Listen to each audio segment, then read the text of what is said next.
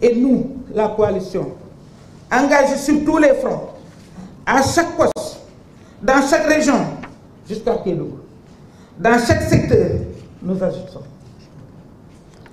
Je le dis en mon nom propre et au nom de tous les leaders. Nous sommes les gardiens de cet élan. Nous portons la voix de la République. Nous serons la mémoire du peuple parce que nous avons joué notre partition. La route est longue, mais nous avons franchi les premiers caps avec dignité. Nous avons affronté la tempête devant un homme puissant, un homme riche, un homme qui n'avait aucune considération pour les lois de la République, Macky Sall. Pourtant, nous avons tenu bon. Ce n'est pas le moment de douter, ni de capituler.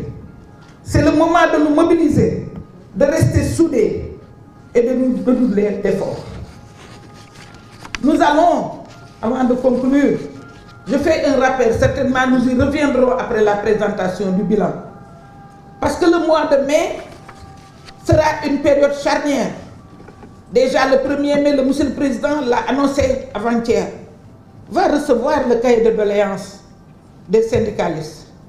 Pourtant, il respecte la tradition, mais toute l'année, il a conservé les relations, lui et son Premier ministre, avec les syndicalistes. Le dialogue n'a jamais été interrompu. Pour la première fois au Sénégal, où le président ne voyait les syndicalistes que le 1er mai. Goulet. Et non seulement ce sera une période charnière, mais ce sera la période pendant laquelle le dialogue social est convoqué. Le dialogue social, parlons-en. Vous pouvez être les maîtres. Nous sommes en démocratie. Tous les partis seront invités. Mais vous, de la coalition Diomaye Président, commencez à réfléchir.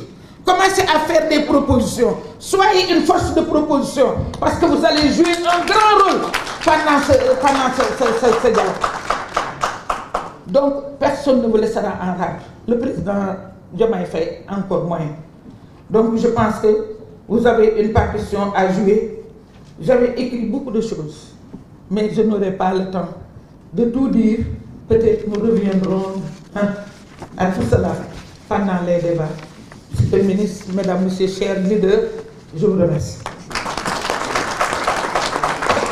Maintenant, li ma leen doon bëgg a ñaan commencé wu ma ko wante bu leen ma ci topp parce que sénégalais dañuy déglu te wax ji dafa bëri sos yi bëri kon ñun dañu war a wax sénégalais yi ci li ñu dégg muy wolof wax ak ñoom wolof bu wér ndaxte nag su ndee rusul tàgge du rus te tubaab bu may wax naan si le mal a toutes les audaces le bien doit avoir tous les courages sos yi dafa war a jeex xas yi dafa war a jeex saaga yi dafa war a jeex te day jeex parce que yéen gor yi toog da ngeen a am ay argument seen premier argument mooy da ngeen a wuti woon am te loolu la jàmbaar di wut ba ngeen amee da ngeen a ñibbisi nekk ci biir Diomaye Président di liggéey kon am ngeen ay argument yu ngeen faire valoir am ngeen lu ngeen mën a wax waa Sénégal te nag ba ngeen ko mënee wax waa Sénégal itam da ngeen a liggéey ndaxte yow boo demee ca baykat yi ñun am nañ lañ leen di wax 100 millions la fi Macky Sall bàyyi woon après ñu ñëw ñetti weer avant nawet indi 120 milliards bërki démb boo jaay 130 milliards la ñu annoncé te bàyyiwuñu kenn gouvernement bi dafa toog monsieur le ministre a ngi nii DRG sax dañ leen ni am ngeen lu ngeen ci war a def ñu génne 9 milliards def ci kon kuy fonk yaakaar naa ni baykat fii la fekk baax bi nga xamee ni économiser nañu ñu ngi économiser te pareeguñu économiser nañu waaye defuñu ko ay dépenses de prestige dañ koo dugal ci denrées de première nécessité yi mu wàññeeku bu baax ñii nga xam ne ñoo yoree dund bi ñooñu xam nañ ni denrées de première nécessité yi wàññeeku na wante ñun dafa am loo xam ne ndax ñun bi procureur yi waxee dañu woon ñun dootuñu wax ci reddition des comptes bi ndax du suñu affaire te it xam nañ yoon parce que du ñu nangu yoon di téye affaire te pareegu ci ñu di ci wax waaye dañoo bëgg indi beneen débat muy débat wu loi interprétative bi parce que bu ngeen fàttali ko convoqué woon nañu conférence bi mais bi ñu dégloo procureur yi li procureur yi wax dal xel ñëpp dañ ne dañu teg ci suuf parce que bu ñu ci waxaatee day mel ni dañ koy politiser mais bi conseil constitutionnel génnee arrêt nag ñu bëgg a nekk di cali ci kaw nit ñi tàccu leen fecc leen na leen lew waaye ñun ñii xam nañ liñ doon wut ñun luñ doon wut mooy mu leer ni benn loi d'amnistie du effacer rey ñu rey nit ñi benn loi d'amnistie bi du effacer torture bi ñu torture ñun lu ñu bëggoon am nañ ko te ñun loolu kese lañ doon wut wutuñu woon leneen mu leer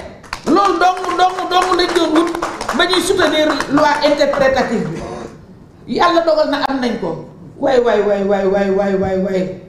ku xeebul sa noos kenn du la dàq noos te ñun suñu noos mu ngi yem ci lenn li article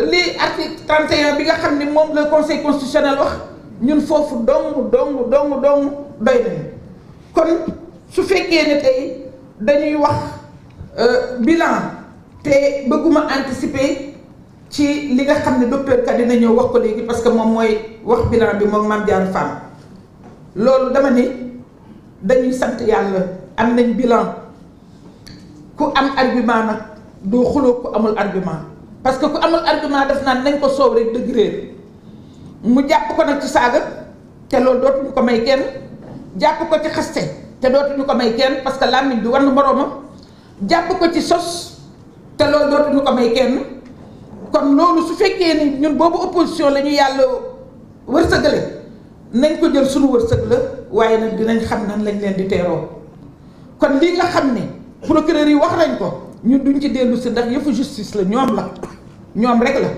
ñoom ñoo ciy wax waaye loi interprétative bii nga xam ne wax nañ ko ba pare ñu bëgg cee ngoy di indi ñi nga xam ne nag waruñu ci woon a wax parce que même ñu tuddoo seen bopp opposition di wax ci loi d'amnistie bi dañu nekkoon ak moom ci benn cercle bu tudd F24 ñi nekk F24 ñu ci bëri ñu ngi fii ci Diomaye président fekke nañ ko ci suñ seen kanam maître ñu taxaw ni suñuy ay résolution buñ ci bind les détenus politiques suñu ay résolution bu ñu dénoncé ñi ñu ay xale yi ñu jàppate defuñu dara waaye ñooñu war nañoo ñëw di wax waxu loi d'amnistie alors que ñu gis ay nit ñu rey leen te nanguwuñ ko war a revendiquer nit ki daal da ngay nekk yàpp wala nga nekk jën wante côté bu la neex rek boo bañee Ousmane Sonko jàkkaarloog moom ni ci opposition bi laa bokk nga xam ne Sénégalais yi ñàkk nañ fayda ba di la def opposition doo dara duñ ko nangu doo nekk benn opposition kenn xamul Njaay nga sant kenn xamul Jóob nga sant ba ñu taxawee Sénégalais yi taxaw soxla seen bopp taxawoo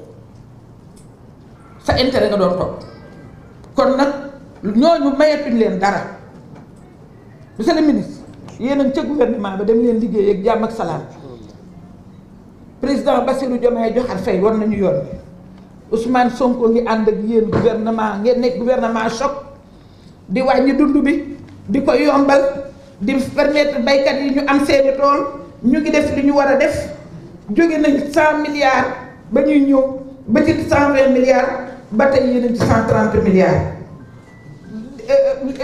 bor yi nga xam ne ñaari at la woon épuré ngeen jël ngeen armée bi dem yóbbu nañ ba ca baykat yi yow mii ci sa bopp bu ñu defee bilan boo xam ne mooy bilan Bassirou Diomaye Diakhar Faye ñun coalition Diomaye président dañ ciy revendiquer liñ ciy war a revendiquer liñ ciy war a revendiquer mooy daaw bi ngeen di ñëw ñetti weer moo desoon ci année scolaire bi premier ministre def conseil interministériel nga def rapport bu am solo buy wane ne xam nga fi nga jëm kenn déggul dara li fi daan am amatu fi ba nit ñi di craindre année blanche on touche du bois yàlla suturaal la tey jii pare nga recrutement 2000 enseignants man mii daf jàpp naa ni ci ñi la gën a jege laa bokk xaw ma nu mu demee te xam nañ ni ñu ko daan defe nag kon ñu ngi lay féliciter bu baax a baax parce que waxtu woo posé benn acte bu am solo rek ñun dañ koy revendiquer Diomaye président parce que ci ñun nga bokk te nangu ko itam nag ndax am na ñoo xam ne bu ñu amee poste dañuy dem seen yoon wax leen yéen waa Diomaye président bis bu nekk ngeen xultu ko moom nag mu ngi fi boog ñoom mettin ñii ak sunu honorable bi kon yooyu il faut que ñu relever ko ndax man moom lu ma mënula wax toog fay jooy mais ñun demuñu fenn ñoo yéen ñoo àndoon wuti ñoo yéen ñoo àndoon dellu si ñoo yéen lañu àndal ñu nome ñu ñoo yéen ñooy ànd ñoo yéen ñooy continuer ba nu ko président bëgg rek ñu defe ko noonu kon dinañ dellu siwaat ci bilan bi bëgguma empiéter ci discours ci présentation wu docteur Assane mais dinañ jox honorable kaddu bu ko defee honorable yéen fan yi yéen a xew waaye bala ma lay jox kaddu gi rek dama bëggoon a wax monsieur le ministre que ñu ngi soutenir ñun la coalition Diomaye président l'Assemblée nationale. Merci.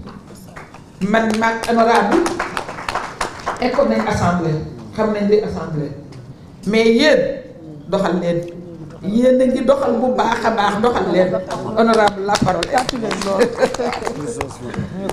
Avance billahi shamil handi ñu la seytaan rek ci mbokk yi maa ngi leen di nuyu. waaw kay toog fi ne.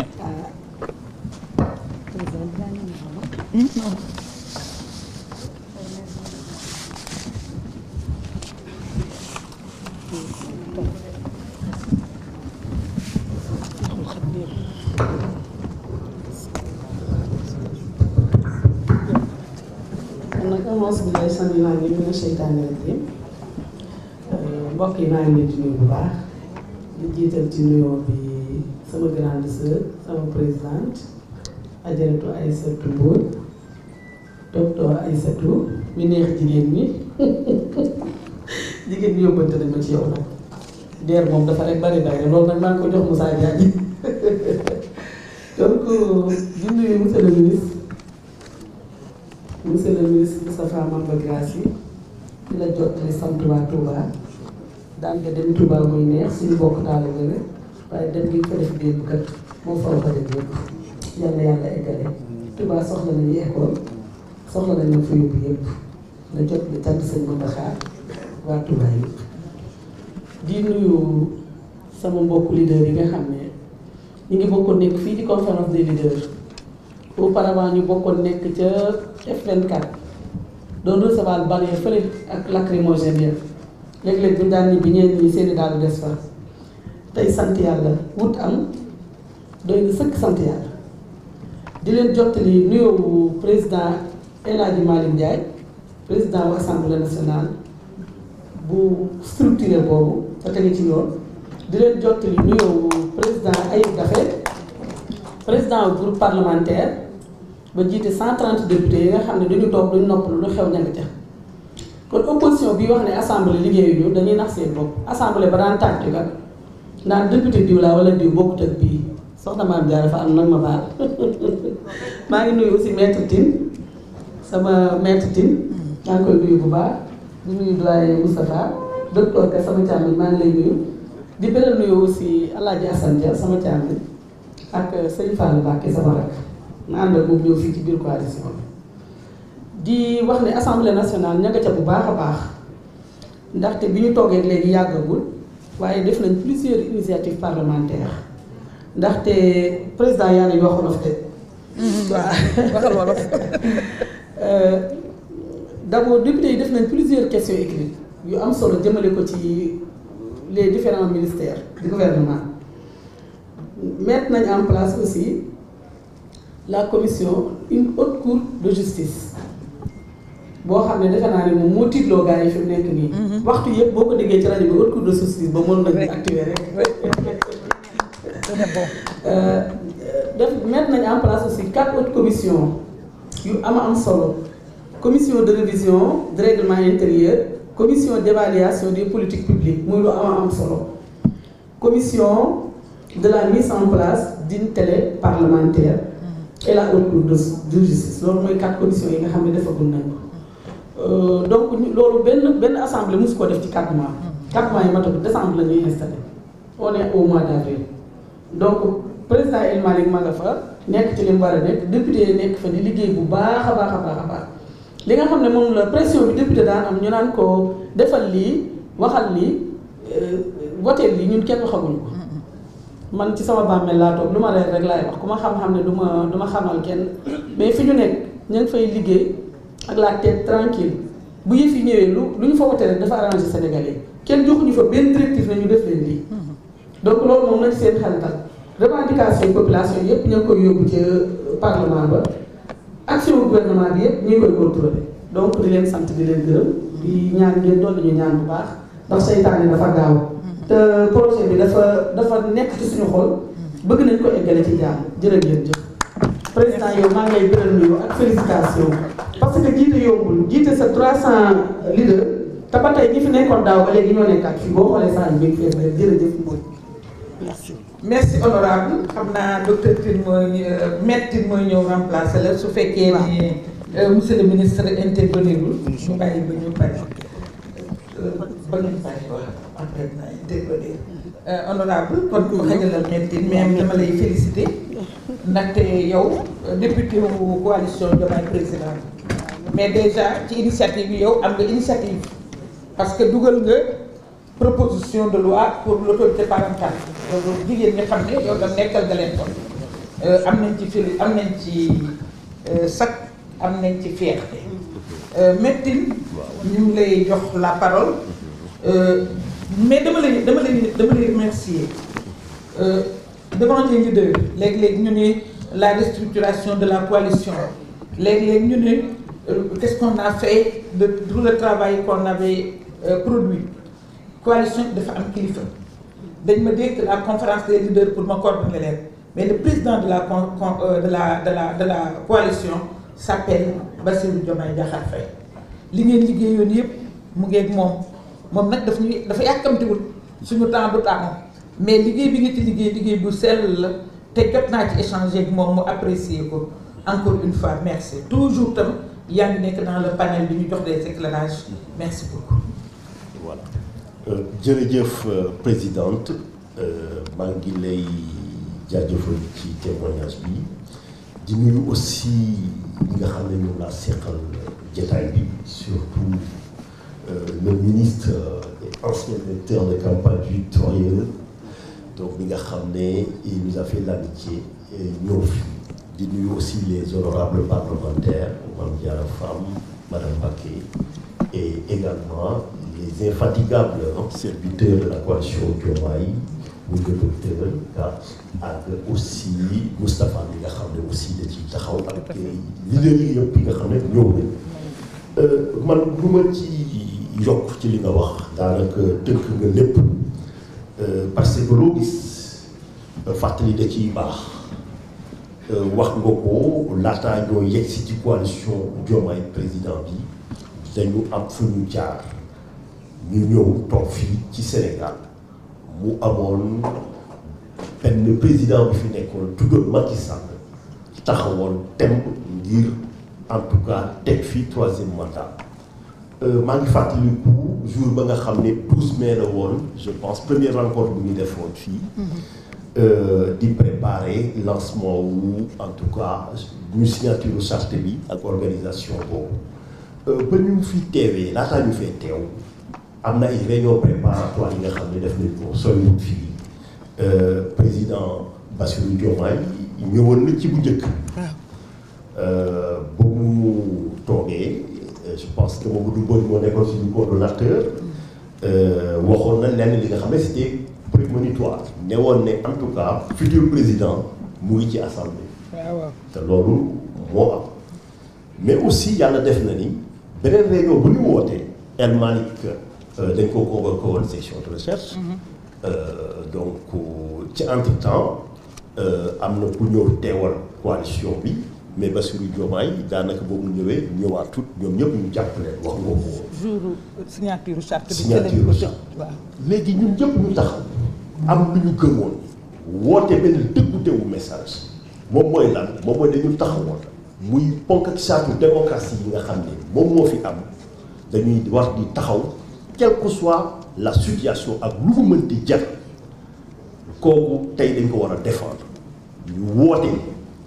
am ñi nga xam ne dañu gëmoon déggutewu message bi nga xam ne ñu leaderu F24 moom la ñu doon woote leaderu opposition bi ñooñu tey génn wàcc taxaw revendiquer exercice seen droit constitutionnel ba li nga xam ne fekk nañ leen ci fekk leen ci ñi ñàkk seen bakkan ñii ñu jàpp leen torturer leen yàq seen àdduna ñii jëlee fa ay laago léegi àdduna di dox ba ñoom ba ñu xamee ne ña ngay taxaw nañ ne xam nañ ne nguur gi moom même bu ñu gagné woon sax du ñu toog xam nañu ko ñu ne léegi tey nan la ñuy fexe ba ñun ñu am benn clause d'impunité boobu moom mooy loi d'amnistie bi ba muy juddu plateau bu nekk dem naa fa pour expliquer Sénégalais ñeneen tey ñoom dañu ne dañuy baare mais seen bopp la ñu bëgg a baal tey taxawaay bi ñu gis day wone ne rek tey ñoom dañu taxawoon que bu ñu quitté pouvoir bi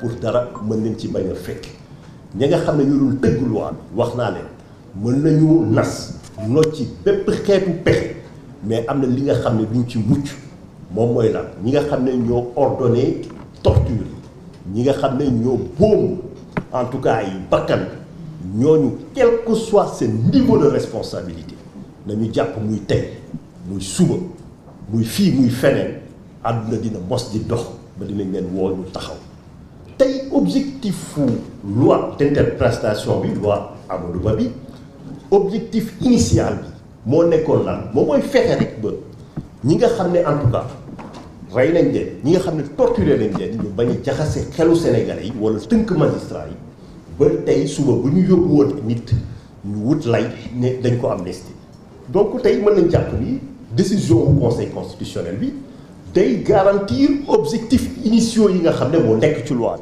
bi lu ko taxoon jóg moo nekkoon fexe ba loolu en tout cas bañ a nax saay waxoon naa fi Macky Sall duñ ko bàyyi jàll tey moo yor doole ci mais nag xam ne tey doole bu mu yor Sénégal moo ko jox tey doole bu muy utiliser contre le peuple sénégalais na jàpp ni loi moo ko tënk et que loi dafa fixer finalité tey bu ci wàccee muy fii muy feneen dinañ ko mën a topp ci loolu tey donc loolu tey bu ñu waxantee dëgg parce que des fois aussi foog nit ñi di nangu acte dëgg fàtte xaju fii tey boo waxoon ñu ne force doit rester à la loi ma génn ne leen la loi ne peut pas ordonner le meurtre la loi ne peut pas ordonner le traitement inhumain ni le traitement dégradant tey aujourd'hui mën nañ jàpp ni démarche bu victorieuse la par rapport ak démarche bi nga xam ne moom la en tout cas donc majorité bi jëloon moom mooy fexe rek ba ñu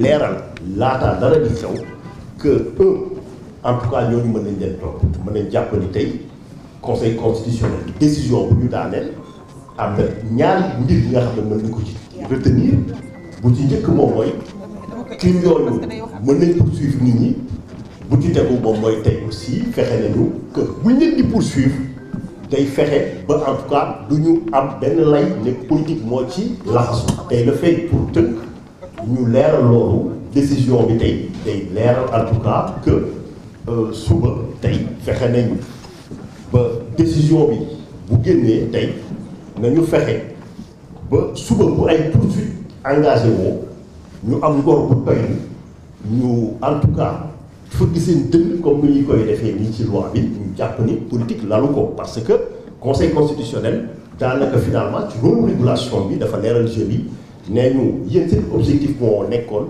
suñuy valeur yi nga xam ne ñooy valeur politique valeur morale yi maanaam mënuñu nangu Sénégal wala ci àdduna bi muy am traitement inhumain te dara du ci am loolu dañ koy maintenir mais également ñu fexe ba lépp lu ciy maintenir mu méngoo constitution donc tey le fait que ñu joxe décision bi mën nañ jàpp ni day clarifier le jeu politique quelque part et que loolu bu weesoo mën naa jàpp ni peut-être dinañ ci dellu si waat ci question yi parce que orateurs yi bëri nañu mais en tout cas mën nañ jàpp ni décision boobu day dëggal day dooleel en tout cas démarche bi nga xam ne moom la autorité yi en tout cas am léegi fu may jeexalee moom mooy léegi autorités yi dañ ko war a accompagner par benn politique judiciaire bi nga xam ne day joxe ay instructions diligentes pour que cas yooyu nga xam ne loolu am na fi mu bañ a réitérer wu waat ci beneen yoon ci benn mbir moom mooy rek ñu combattre impunité bi et que ñu fexe ba ñi nga xam ne aussi loolu nañ fi ñu wan leen ni ñoom du ñu gën a gore mënatuñ leen indi parce que du ñu fexe ba indiwaat benn papa bi nga xam ne donc génn na àdduna. mais c'est une manière de montrer à la famille que ñu fàttewuñu leen et que tey lu ñu waroon def nañu ko et que loolu tey en tout cas moom la Sénégal ak nation sénégalaise di xaar si ñun et que jàpp naa ne luñ ci jekk jërëjëf. Un acteur important boo xam ne membre de PASTEF mais aussi de Diomaye président parce que dafa am maître Diomaye président dina ci ñëwaat ci fan yi pour ñu def suñu contribution bu ñuy jox gouvernement bi ak bu ñuy jox assemblée par rapport aux réformes may leen ko mu déglu parce que daf na du toog fii may leen ko xam nga ci reddition des comptes bi gis nañ ci ay blocages honorable loolu moo tax ñu ne leen assemblée y a beaucoup de réformes yoo xam ne di ngeen ko def te moo tax bu ngeen ne seen règlement intérieur da ngeen koy defaat ñu d'accord ci du ngeen yem rek ci 4 commissions parce que gis nga réforme de la justice yi daf ci am loo xam ne fii mu nekk dëgg-dëgg daf ñu bloqué parce que actuellement ki nekk OFNAC am na ñoo xam ne du leen convoqué parce que ki nga xam ne moo nekkoon ci réew mi maître wax na ko léegi dafa defar gannaawam door a dem am na ñoo xam ne da leen a nommé ay nitu boppam am na ñu ci génne mais am na ñu fi des ba léegi te loi rek moo leen fi mën a génne donc ñaari yëf dañ ci bokk combat ak Wally mooy soit ñu dissoudre OFNAC wala ngeen réviser def réforme ci loi bi nga xam ne moo institué OFNAC bëggoon naa ci dégg nag kàddoom bala ñuy jàll ci volet justice bi Wally ñu andi nee na bëggul toog doo ñëw ci micro yi. Wally, y a les micros. Micro yi. waaw ñëw les micros yi pour la presse. C'est pour la presse.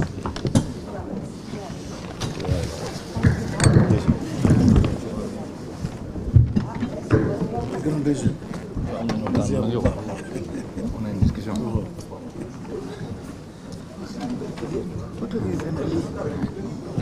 Asalaamaaleykum.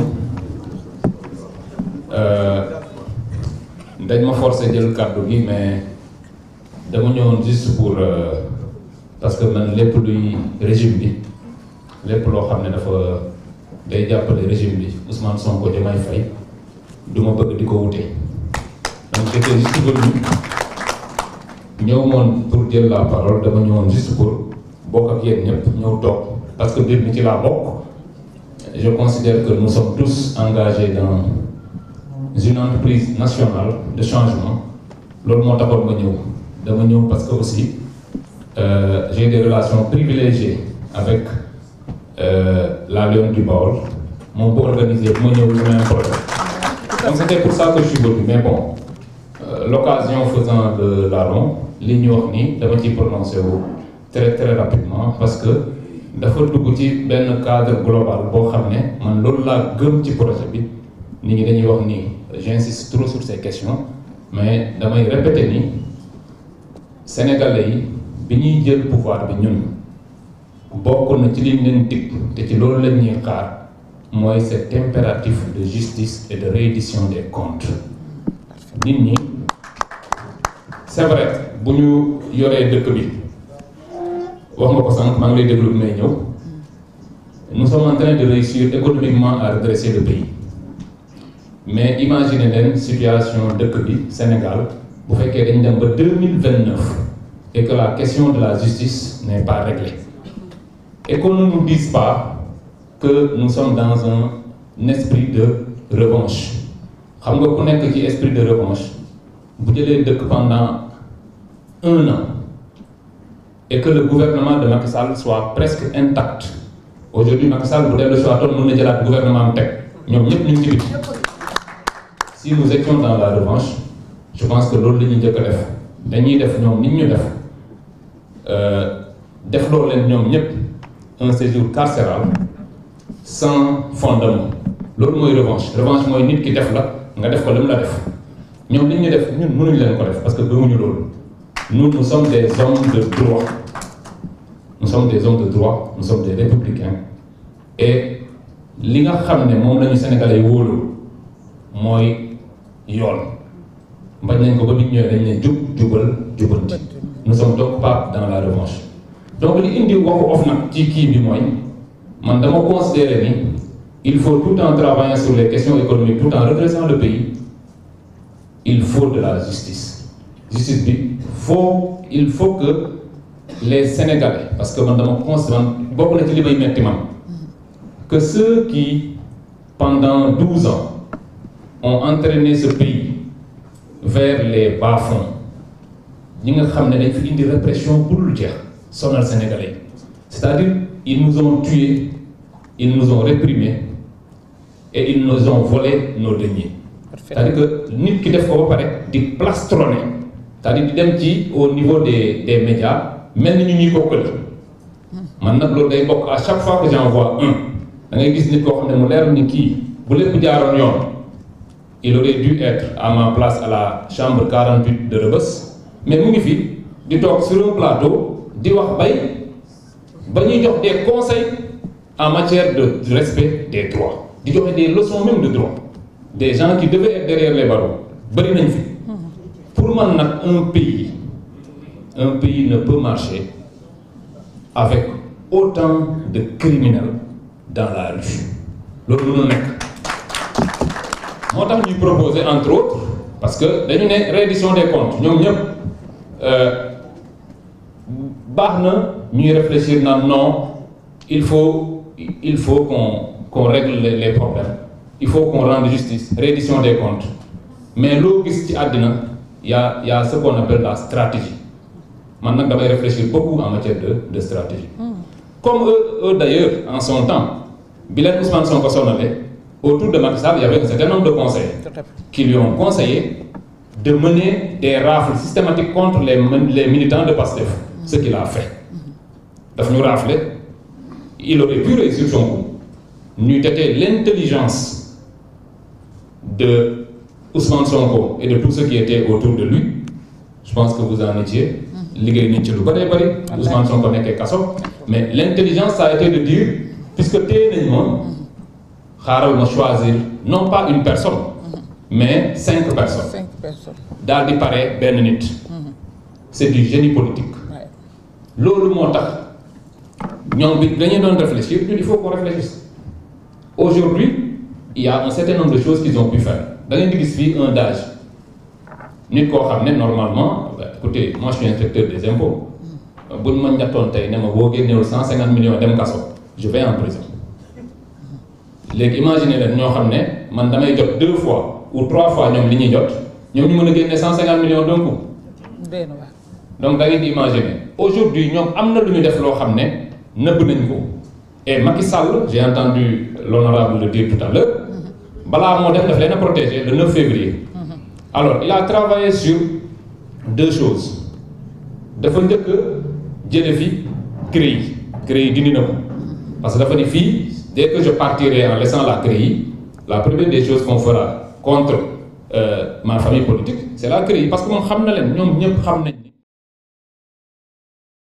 prévarication ñoom xam nañ ko te mu dindi CREI alors en enlevant la CREI mu jël l'essence de la CREI c'était l'enrichissement illicite mooy maanaam nga am alal boo xam ne yow mënoo wax nit ñi foo ko jëlee nga jékki-jékki rek nekk milliardaire ñu ñëw ne la yow milliard bi foo ko jëlee te yoroon suñu gafaga réew alors bi mu dindee CREI dafa jël la compétence de la CREI parce que créé na parquet financier mënoon na jël compétence en matière d'enrichissement illicite yóbbu ko parquet financier bu ko fa yóbbu woon enrichissement illicite day yomba def dafay yomb trop non il a préféré yóbbu ko OFNAC ba pare et OFNAC la particularité c'est que kuñ fa teg aujourd'hui tu as un mandat kenn du la fa jële il a mis là-bas un personnage particulier ku ñëpp xam fii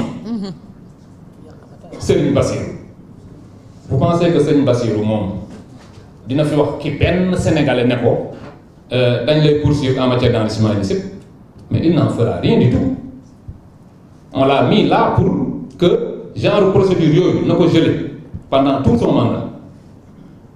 Alors donc parquet financier sax bu initier woon quelque chose buy niru enrichissement illicite, l'OFNAC a la possibilité de demander qu'on arrête cela. Donc l'OFNAC aujourd'hui est le siège de l'enrichissement illicite. Tout à fait. Et ki fa nekk aujourd'hui ñi nga xam ne parce que tey li enrichissement illicite li tax mu am solo mooy nit ki mën naa làkkatu def lu ko neex parce que tout n'est pas révélable à partir d'enquête ou d'audit ou de rapport. bu ñu juum ci wax ni non rapport bi non man gëwuma rapport yooyu. Moi je suis fiscaliste, en fiscalité noonu lañ ko réglé. C'est-à-dire au lieu d'être là à dire que yow nii ak nii nga gagné say revenus mais dañuy comparer say revenus dañuy dem rek xool résultat yi. yow ba ngay ñëw ci dëkk bi tu avais 100 millions tey tu as 1 milliard wax ñu yow puisque yow normalement boo liggéeyee rek 100 millions ngay am mais noo def ba am 1 milliard loolu mooy enrichissement illicite. C'est ça. loolu mënu fee nekk dans la configuration actuelle des choses parce que Macky Sall nous a placé.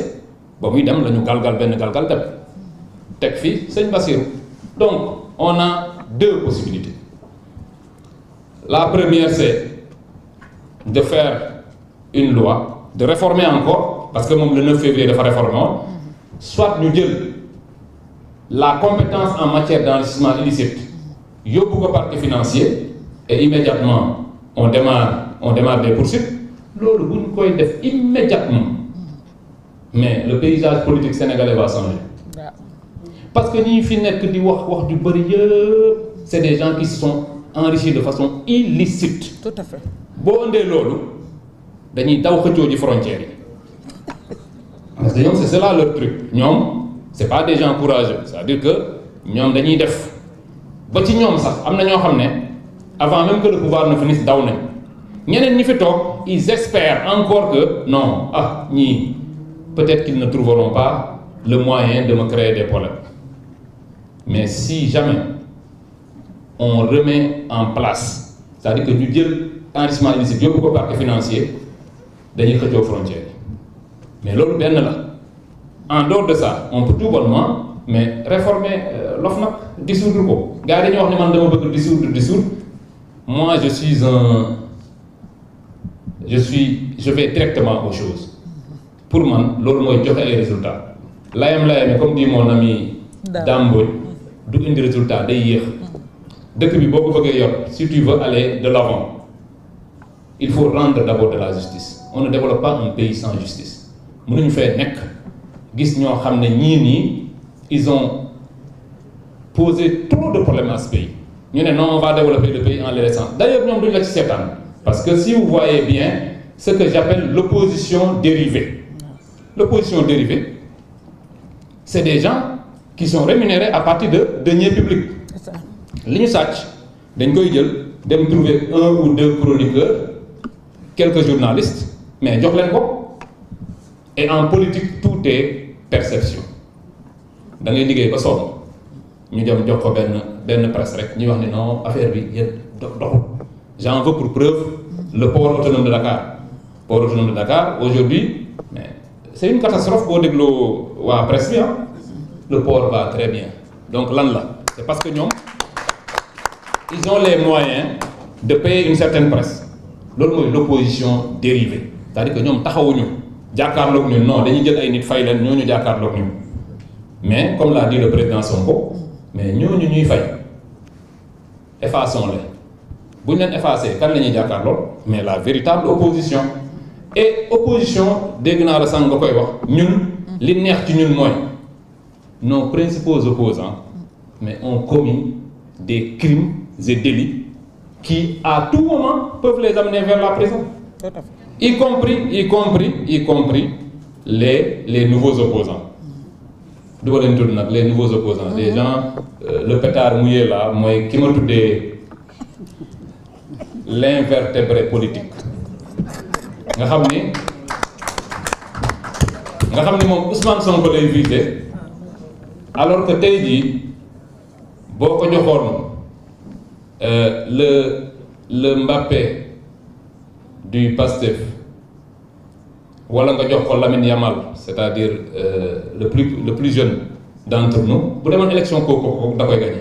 te pourtant yàgg na ci politique nag moom bi mu commencé politique kenn xamul kañ la mais ils ne peuvent pas réussir en politique parce que comme dit le président Ousmane Sonko la haine ne saurait être le moteur de la politique. yow li lay yëkkati rek mooy bon damaa bañ kii donc lu mu wax rek ku ŋàññi Ousmane Sonko rek tu es d'accord avec lui kooku c'est pas de l'opposition. L'opposition c'est sans sentiment, c'est-à-dire que bañuma la man dëkk bee ma ñor, c'est un peu ça qu'on fait. Donc pour en revenir à ça, je disais que nous avons une opposition qui est très très intéressante parce que c'est des gens qui sont faciles. li ñu Macky Sall doon def mooy maanaam jàpp ñu tëj ñu sans raison ñun on a 1000 raisons pour tous les prendre. Donc yooyu la woon Madame la Présidente, je voulais aussi terminer par me féliciter de la vitalité de la coalition. Je suis bien maa ngi ci biir groupe bi bëgguma ñëw fii di intervenir parce que après Ousmane Sonko va me tirer dessus parce que je ne suis pas leader et lui il est très attaché aux choses qui sont bien faites mais mënu moon ñàkk ñëw fii wax fi lii. Je vous remercie. Merci Waly. Le secrétaire général qui est le point focal de Pastef dans la coalition Waly, Aïb, a été informé et Aïb devait se rendre à Sédhiou pour un gàmmu, c'est ce qu'il m'avait dit. Donc vraiment on avait besoin de cette opinion te loolu ñëpp nga ko defal. Merci beaucoup. Donc yaakaar naa ni après la justice mën nañu monsieur le ministre ñu bàyyi ba jox kii ba pare. dafa mel ni war naa war na ko. économie wala économie. général rek fàttali.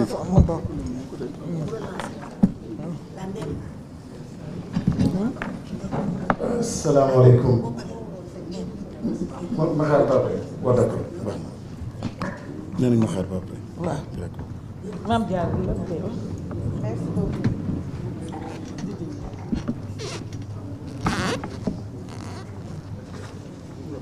Oumy Ndour et Pape Faye. Vous avez quelque chose à dire?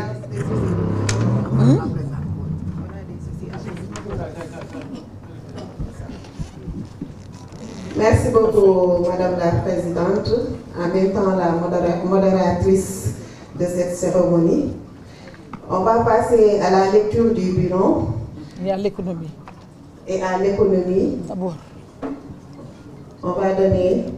Kan mooy wax les aspects économiques kan moo koy wax da ngeen a réer de ah Mamadou Dia yow tam yaa ngi bëgg indil problème jógal.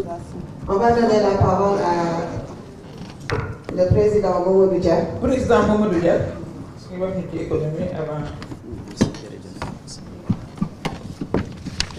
Voilà. Madame, pour le téléphone là. Ce téléphone. Non, téléphone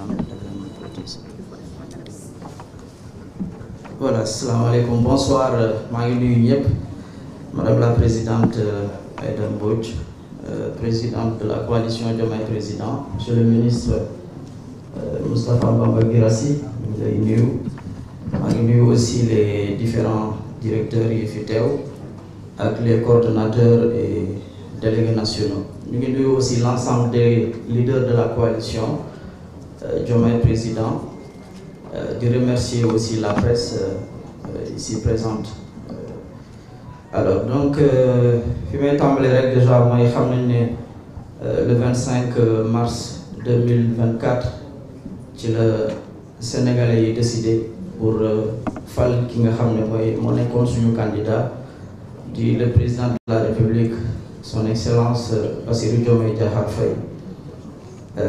Et comme ni ñu ko xamee aussi le tandem présidentiel dès leur prise de fonction ont entrepris d'importantes actions visant à assainir les finances publiques, mais aussi à promouvoir la bonne gouvernance, mais surtout de redynamiser donc l'économie. Et quand on parle de l'économie aussi, véritablement c'est plusieurs piliers. Donc il y a le volet agriculture, forcément, l'élevage, mais aussi la pêche qui constitue le secteur primaire. Nous avons aussi le volet secondaire qui concerne donc l'industrie et le secteur tertiaire également qui concerne les finances, le commerce, le transport entre autres.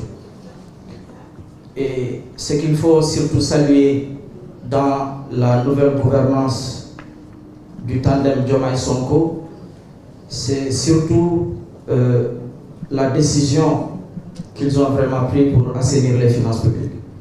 Avec la publication, surtout la réduction des comptes, la publication donc des différents rapports de scientifiques de la Cour des comptes, entre autres.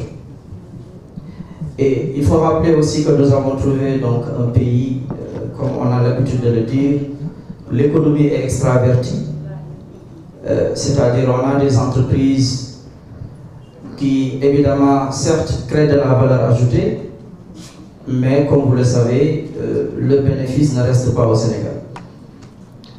Et parallèlement aussi, le Sénégal dépense 7 000 milliards de francs CFA pour importer des marchandises et dépense également plus de 1070 milliards pour acheter et pour importer des produits alimentaires.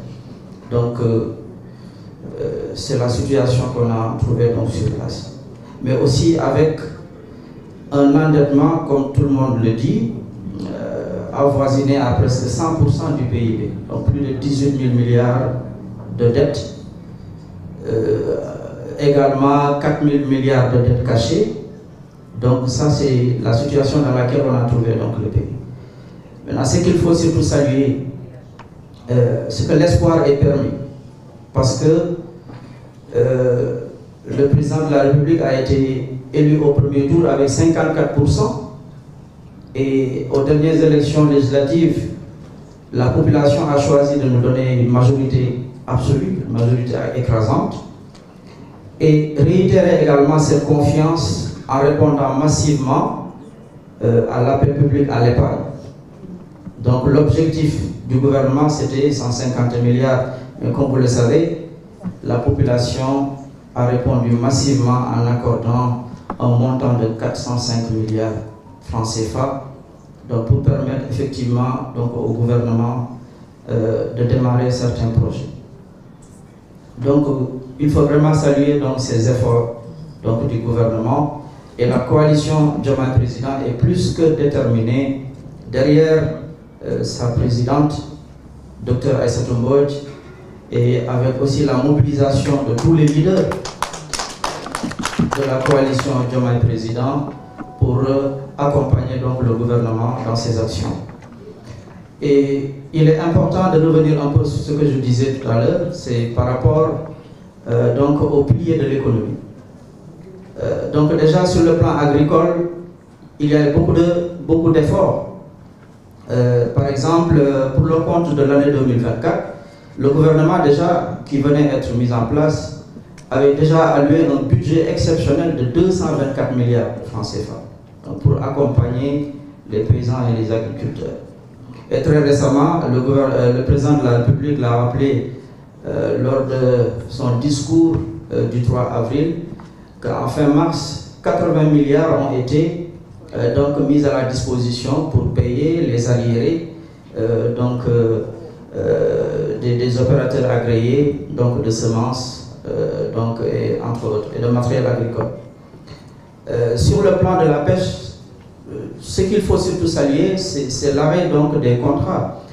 Je le disais ce matin à un ami en lui disant que pour ce qui est de la pêche, par exemple, le contrat permettait au Sénégal de ne gagner que 6 milliards de francs CFA sur 5 ans.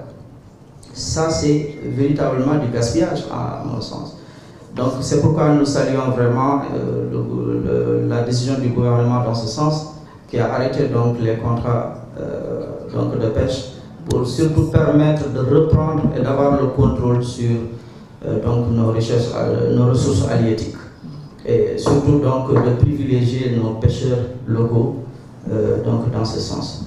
Alors sur le plan de l'élevage aussi, comme vous le savez, un événement a été tenu à Kaolack, donc le lancement de la journée nationale de l'élevage. Donc tout cela c'est important, c'est pour dire que le gouvernement est en train quand même de poser des actes allant dans le sens même de développer les chaînes de valeur agricoles, pastorales et halieutiques.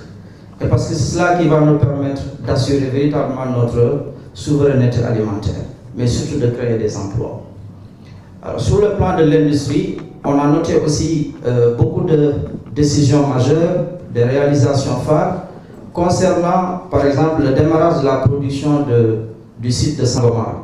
Aujourd'hui, le site est à plus de 100 000 barils par jour, et ça c'est à saluer parce que ça permet donc véritablement quelque part d'avoir donc des recettes permettant de prendre en charge les priorités donc des Sénégalais.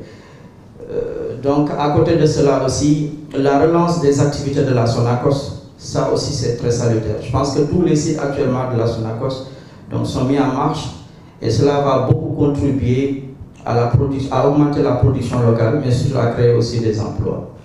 Alors, sur le plan du commerce, je remercie et je félicite monsieur le directeur général Waly Diouf Bodian. C'est un directeur que nous apprécions beaucoup, qui est très dynamique, et qui est très disponible aussi, et qui fait un excellent travail au niveau du port autonome de Dakar. Donc, il faut le dire, les signaux sont au vert, comme j'ai l'habitude de le dire, au port autonome de Dakar. Je me suis permis tout à l'heure de noter quelques chiffres. Par exemple, pour ce qui est du trafic des marchandises, on est à Waly l'a porté donc à plus de 24 000 millions de tonnes, soit 8%, une hausse de 8%. Les exportations également ont connu donc beaucoup de progrès, mais également le trafic de conteneurs, il est à plus de 800 000 tonnes.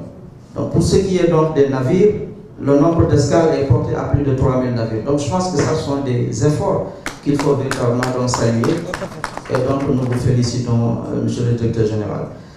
Donc je vais attendre certainement donc les questions des journalistes pour revenir apporter quelques éléments de réponse sur ce volet économique. Je vous remercie. Merci beaucoup. Merci Mamadou. Là aussi, la présidente de la coalition vous remercie de votre disponibilité, votre engagement à côté du docteur Assane Ka. Vous êtes une équipe de jeunes qui en veut. Je n'oublie pas les femmes qui vous accompagnent. Animara, Fatoumata, hein? Ma tudd la wala ma bañ la tudd ma bañ la tudd man Diarra Fam dafay xulul man kon vraiment je vous félicite jàmbaar ngeen. Monsieur le ministre, avant de donner la parole à Assane, vous venez dire un mot ou bien après. En tout cas yow yaay kilifa gi heure boo bëggee nga wax. Monsieur le ministre, léegi laa la doon présenter madame Waré Samb, mag la ma dul sonn mu gën a leen moom coalition bi ci boppam la bëgg vraiment. dinaa ko xajal bu nekk yaayu Sonko aussi. Merci Waré. Merci docteur Ka wala Moustapha ku ñëw yow docteur Ka voilà docteur Ka.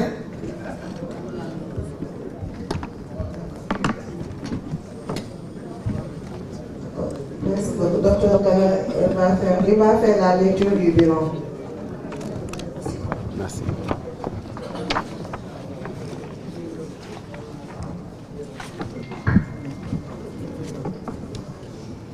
Merci beaucoup, Madame la Présidente. Mes salutations aussi à l'endroit du ministre Moustapha Guirassy, honorable Marème Mbacké, une amie, et à toute l'équipe que vous avez mobilisée pour vraiment rendre perfectible le travail. J'adresse aussi mes vives salutations à l'ensemble des leaders de la coalition Diomaye Président et à toute la presse. Madame la Présidente, je pense que dans votre discours, bien votre discours a permis de parcourir le préambule de ce bilan élogieux. Donc moi je dirais plutôt, même avant de faire une lecture sommaire, je ne ferai pas une lecture globale, parce que la plupart des points ont été traversés à travers les communications qui ont été faites. Ce que je dirais, si on voulait se permettre de présenter un bilan global de l'an 1 du président Bassirou Diomaye Diakhar Faye, son Excellence, et du Premier ministre Ousmane Sonko, ce tandem de champions, avec votre soutien à travers la coalition, la DRFJ, je pense que même si on disposait de 288 heures en continu, on ne pourrait pas vraiment boucler tout ce bilan, tellement c'est un bilan rempli. Si vous me le permettez, Madame la Présidente, ne vous levez pas, mais je demande à toute l'assistance de faire standing ovation aux champions, au tandem Diomaye Sonko.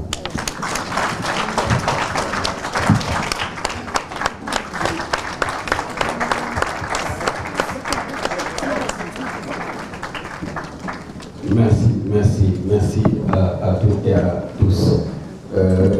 Permettez-moi aussi d'adresser mes salutations au DG du port, vraiment qui a aussi fait une très belle intervention. Donc c'est quelqu'un qui est admiré par la majorité des Sénégalais. Seulement il n'y a que les Sénégalais qui n'aiment pas le Sénégal qui peuvent être contre ce chien. Voilà, donc je vais sauter d'abord le préambule et en introduction, avec cette nouvelle ère de gouvernance, le Sénégal a choisi le cap de la souveraineté, de la justice et de la prospérité ancrée dans nos valeurs fortes. Son Excellence, Monsieur le Président de la République, Bassirou Diomaye Diakhar Faye, a lancé les bases d'un État réhabilité où le droit prime sur la force et où l'éthique et la transparence prennent le dessus sur l'opacité. Derrière le Premier ministre Ousmane Sonko, Dr Aïssatou Mbodj, présidente de la coalition, Diomaye président et directrice de la DRFJ, veille à l'équilibre, impulse la mobilisation et garantit la cohérence d'ensemble dans la marche vers l'horizon 2050. Par rapport au contexte général, à son arrivée au pouvoir, la nouvelle gouvernance hérite d'un pays divisé, surendetté et méfiant envers ses propres institutions. L'État affaibli par des décennies de clientélisme politique présente un visage alarmant. Des institutions publiques dépouillées, spoliées, délabrées, un surendettement de la dette publique, plus de 4 000 milliards de dettes cachées. Plus de 4 000 milliards. Je pense que c'est trop méchant, permettez-moi ce commentaire. Un détournement massif des deniers publics, spoliation foncière, blanchiment de capitaux, et j'en passe. Une jeunesse peu qualifiée, désorientée et désœuvrée. Derrière ce tableau sombre se cachait une formidable opportunité pour impulser, redresser et accélérer un processus de développement. Une bonne gouvernance, une justice indépendante, un aménagement du territoire, un développement durable, un capital humain de qualité et une forte équité sociale, une économie compétitive et un développement endogène. Analyse de la situation héritée. L'état des lieux dressé par les premières institutions de contrôle est sans appel, d'être insoutenable, rendu soutenable par le ministre des Finances actuellement. 12 000 milliards sans traçabilité. Gestion prédatrice, contrat extractif déséquilibré, passation de marché sans appel d'offres, exonération fiscale injustifiée, justice instrumentalisée, arrestation politique arbitraire, magistrat sous pression, procédure bâillonnée. Défiance généralisée. La plupart des citoyens ne croyaient plus à leur institution. En revanche, dès les premières semaines, des actes de rupture posent les jalons d'un nouveau contrat social. Réalisation majeure par secteur. Justice. On a eu les assises de la justice. Donc je me passe de commentaires pour aller vite. Mise en place de la plateforme Djoupanti. Création du pôle judiciaire financier. Réforme du Conseil supérieur de la magistrature. Création de la haute cour de justice. Commande de 1000 bracelets électroniques pour désengorger les prisons. fin des détentions arbitraires, des centaines de libérations. Côté gouvernance, la transparence a été renforcée par la publication des rapports par les différents corps de contrôle et des contrats miniers, pétroliers et gaziers. La publication de la déclaration de patrimoine du président de la République et de ses ministres. L'adoption d'un calendrier républicain pour la prise en charge des questions orales au Premier ministre Ousmane Sonko et à son gouvernement à l'Assemblée nationale. La réduction des comptes, assainissement des finances publiques et rationalisation des dépenses. La digitalisation de l'administration publique avec le New Deal technologique. Côté économie, je vais me passer de cela parce que notre ami Mamadou Dia a fait une très belle présentation là-dessus. Côté éducation, santé, je vais en laisser aussi le soin à notre ministre qui est ici présent, qui nous a vraiment fait honneur constamment. Côté défense et souveraineté, on a eu le renforcement de la paix en Casamance, la consolidation des capacités technologiques et industrielles de l'armée, l'acquisition d'équipements militaires pour environ 200 milliards de francs CFA, la création d'une unité de cyberdéfense nationale, le retrait programmé de certaines bases militaires étrangères, le lancement de notre premier satellite, le Gaïndé-Sat, la célébration annuelle de la journée du tirailleur, la réactivation du service civique national, la rebaptisation des rues et des boulevards. Côté énergie, on a eu une renégociation des contrats pétroliers et miniers, l'accélération de l'électrification rurale avec 2740 localités supplémentaires, le recrutement des gestionnaires de l'énergie dans l'administration, mais également la préparation à la première extraction de pétrole sénégalais. Côté diplomatie, on a eu aussi le renforcement des relations diplomatiques avec les pays voisins. Le discours panafricaniste réaffirmé à l'ONU et à l'UA, la relance du projet de monnaie ouest-africaine.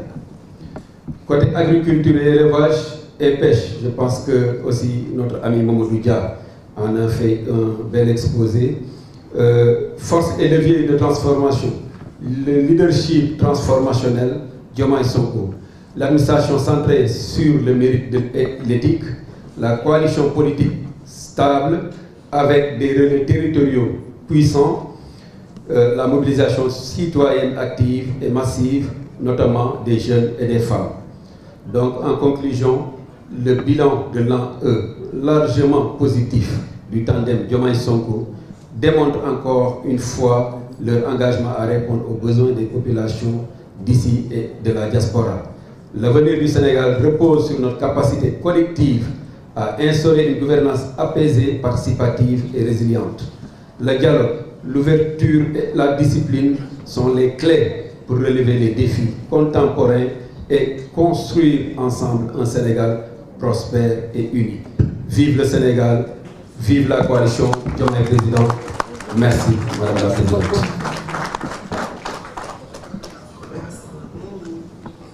Merci beaucoup, Dr. Ka. On va donner la parole à Mme Diarafa pour synthétiser en wolof. Merci.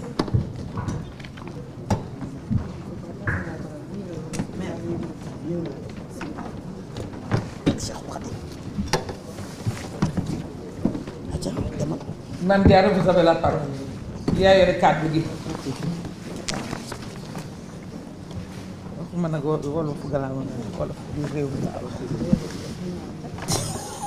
Assalamu alaikum mbooloo mi chers leaders ñoo ngi leen di ziar bu baax di leen nuyu te di leen jox seen wàccuwaay di leen màggal di rafetlu teewaay yi di nuyu bu baax monsieur le ministre ñoo ngi kaa ziar bu baax a baax monsieur Moustapha Maba Guirassy honorable di nuyu bu baax ñi nga xamante ni ñëpp ñoo nekk ci présidium bi monsieur Ndir docteur Ka di nuyu Mamadou Dia di nuyu honorable député soxna Mame Marème Mbacké di suñu sœur di suñu soxna di nuyu bu baax nag loo def mu rafet boo ko defal woon bu ñaaw. Le directeur général du port autonome de Dakar, mon fils et ami Waly Diouf Bodian, le tonitruand Waly Diouf Bodian. di nuyu nag sunu kilifa ci teewaay bi nga xamante ne moo ñu jiite ci liggéey bi te wax dëgg yàlla di jàmbaarte wóoluñu muy la maman Africa, la maman du Sénégal, l'honorable présidente docteur Linguère Aïssatou Mbodj. ma sœur adorée di ko jox wàcc waayam di ko ñaanal yàlla mu gudd fante sax ndax bu saxee lii sax te bu lii saxee Sénégal neex waaw ndaxte nag wax fa dëgg yàlla soo noo daay woo dàccoo heure yi ngay liggéey guddi na nga boole ko sa liggéey teer ak suñu liggéey. conférence de presse bi kilifa yu bëri wax nañ ba caal ñun ñu ñëw rek defal leen tuuti synthèse ubbi bëtu sénégalais parce que sénégalais dafa bëgg ku ko wax mu dégg sunu ñaari kilifa yooyu le président de la république son excellence monsieur Bassirou Diomaye Diakhar Faye président de la république du Sénégal ak le premier ministre monsieur Ousmane Sonko ñu koy wax tandem Diomaye Sonko li nga xamante ne bi ñu duggee ci réew mi ci at bi def nañ ko. te comme dañoo jàkkaarloo ay nit yoo xamante ne am na ci ñoo xam ne dañu bëri ay yàq-yàq ñu war a leeral ñi nga xamante ne ci kàllaama wolof bëgg nañoo xam réellement fan la yëf yi toll. xam naa naam mënuñoo wax lépp ndax ci at wala ci juróom-ñi fukki weer ak nangam ci bi ñu jëlee nguur gi ak léegi wala boog ñu jot ay këyit ak tey matul sax fukki weer def nañ jóp def nañ lu bari waaye. am na ci ñoo xamante ne duñ ko nangoo wax li ñenn ñi bëgg a déglu rek lañ leen di déggal bu fekkente ni tey ñëw nañu ci loolu di bilan ci an 1 bi coalition Diomaye président bii nga xamante ne docteur Aïda Mbodj moo ko dirigé jiite ko ci ndigalu président de la république son excellence Bassirou Diomaye Diakhar Faye dafa wax ne moom nekkul coalition boo xamante ne dafay toog rek di seetaan. dafa def bouclier àndandoo daroondoo jàppandoo di sàmmale président Bassirou Diomaye Diakhar Faye ak le premier ministre Ousmane Sonko li nga xamante ne moom la ñu samp taxawal ko mu bokk ci liggéey ngir réew mi jëm ca kanam kon nii ñu àndee ba tey ku fi toog kilifa nga ci mouvement wala ci parti nee nañu noonu lañ daroo ci ginnaaw présidente Aïssatou Mbodj mi ñu dégg coalition bi jëmale liggéeyu Bassirou Diomaye Diakhar Faye bi ak président Ousmane Sonko ca kanam di wax ni at bii ñu génn loolu xale ba doon wax naan bu ngeen ko xamagul ma xamal leen ko tabax nañ fi ñetti téeméeri classe man moo tax ma bëggoon ñetti junni ay classe 1500 c'est ça. junneeg juróomi téeméeri. waaw junneeg juróomi téeméeri classe moo tax ministre bi waroon a toog fii dégg ko. mu ngi lay dégg.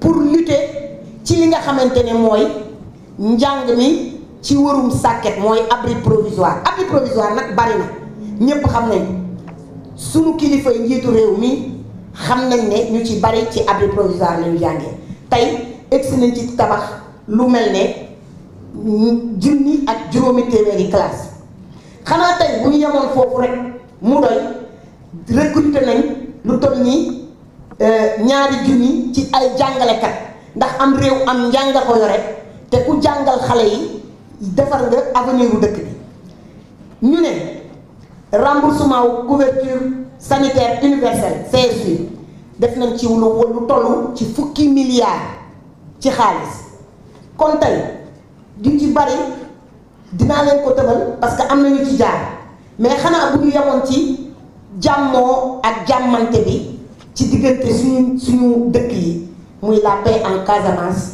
te président Bassirou Diomaye Diakhar Faye jëlal ko boppam ci loxo boppam di ko piloteel boppam moom ci boppam xanaa buñ ci yemoon kese mu doy li nga xamante ne lu am solo la te duñ leen ko wax mooy satellite dafa bokk ci li nga xamante ne mooy ñoŋal kaaraange ci wàllum lépp suñu lancement bi tudd Gaïndé satellite fii ci Sénégal président Bassirou Diomaye Diakhar Faye ak son premier Ousmane Sonko lancé nañ ko. kon mu fekk ay maam yoo xamante ne dañ leen a nootoon téye leen xeexloo leen te kenn mësu leen a rendre seen dignité man sama maam ci la bokk muy célébration journée du tirailleur mu jëmmal ko yëkkati tànkam ànd ak jëwrinu ilimaanu jëwrinam ànd ak ay jëwrinam dem célébrer journée du tirailleur loolu duñ leen ko wax.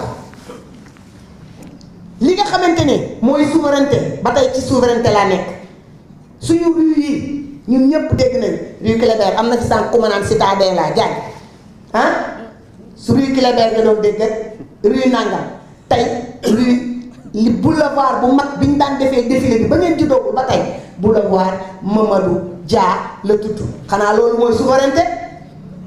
énergie bi mu jël nag contrat yi li ñu leen dul wax ak a bari.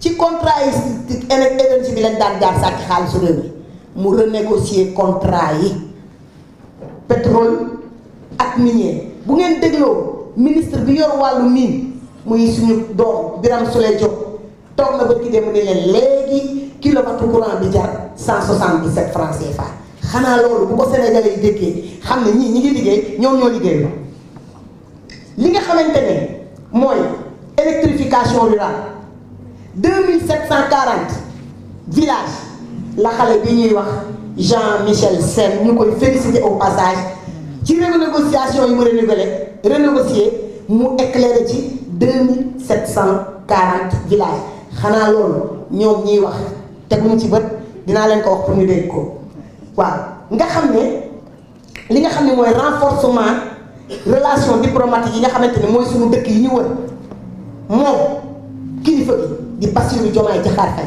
ci réew mi rek nga koy dégg muy tukki ñu naan moom de du mënul a tukki moom de mënut a dem ah déedéet ñëpp a koy invité waaye dañ koo jox réew moo xamante ne ki ko jox bi mu koy jox dugal na ci guuta 12000 milliards yu nëbboon ci suuf bañ ko xam moo tax réew moomu la bëgg a lijjanti parce que waa France faluñu ko waa Allemagne faluñu ko ñun ñi ñoo ko fal ci réew mi kon bu ñu lijjantee ba tegu ko ci yoon ci lay doog a mën di dem di seeti ay naataangoom kon jàpp naa ni li nga xam ne mooy diplomatie de voisinage mu ngi ciy dox wàllam bu baax a baax ci Afrique bi nga xamante ne mooy déndu Afrique bi ñu gën a jege donc relance monnaie bi jàpp naa ni wax nañ ko ci nga xamante mooy aménagement du territoire et développement durable ci Sénégal 2050 xool leen ko bu baax ngeen xam ne diplomatie boobu capital humain de qualité forte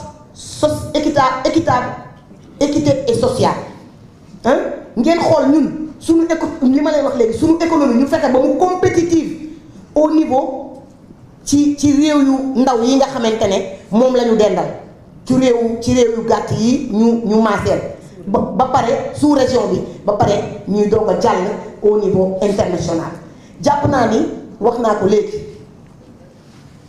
fii nag lan nekkoon fekk nañu lépp xam nañu lu bari ñoom xam nañ niñ daan def ñun ñii xam nañ ñoom niñ daan def ba di ci génn président wax na ko sànq biñ ñu ootee ni Covid 19 bii dañoo bëgg responsable yi ñi yore parti fekk si leen ah kilifa gi de di Ousmane Sonko ak réticent woon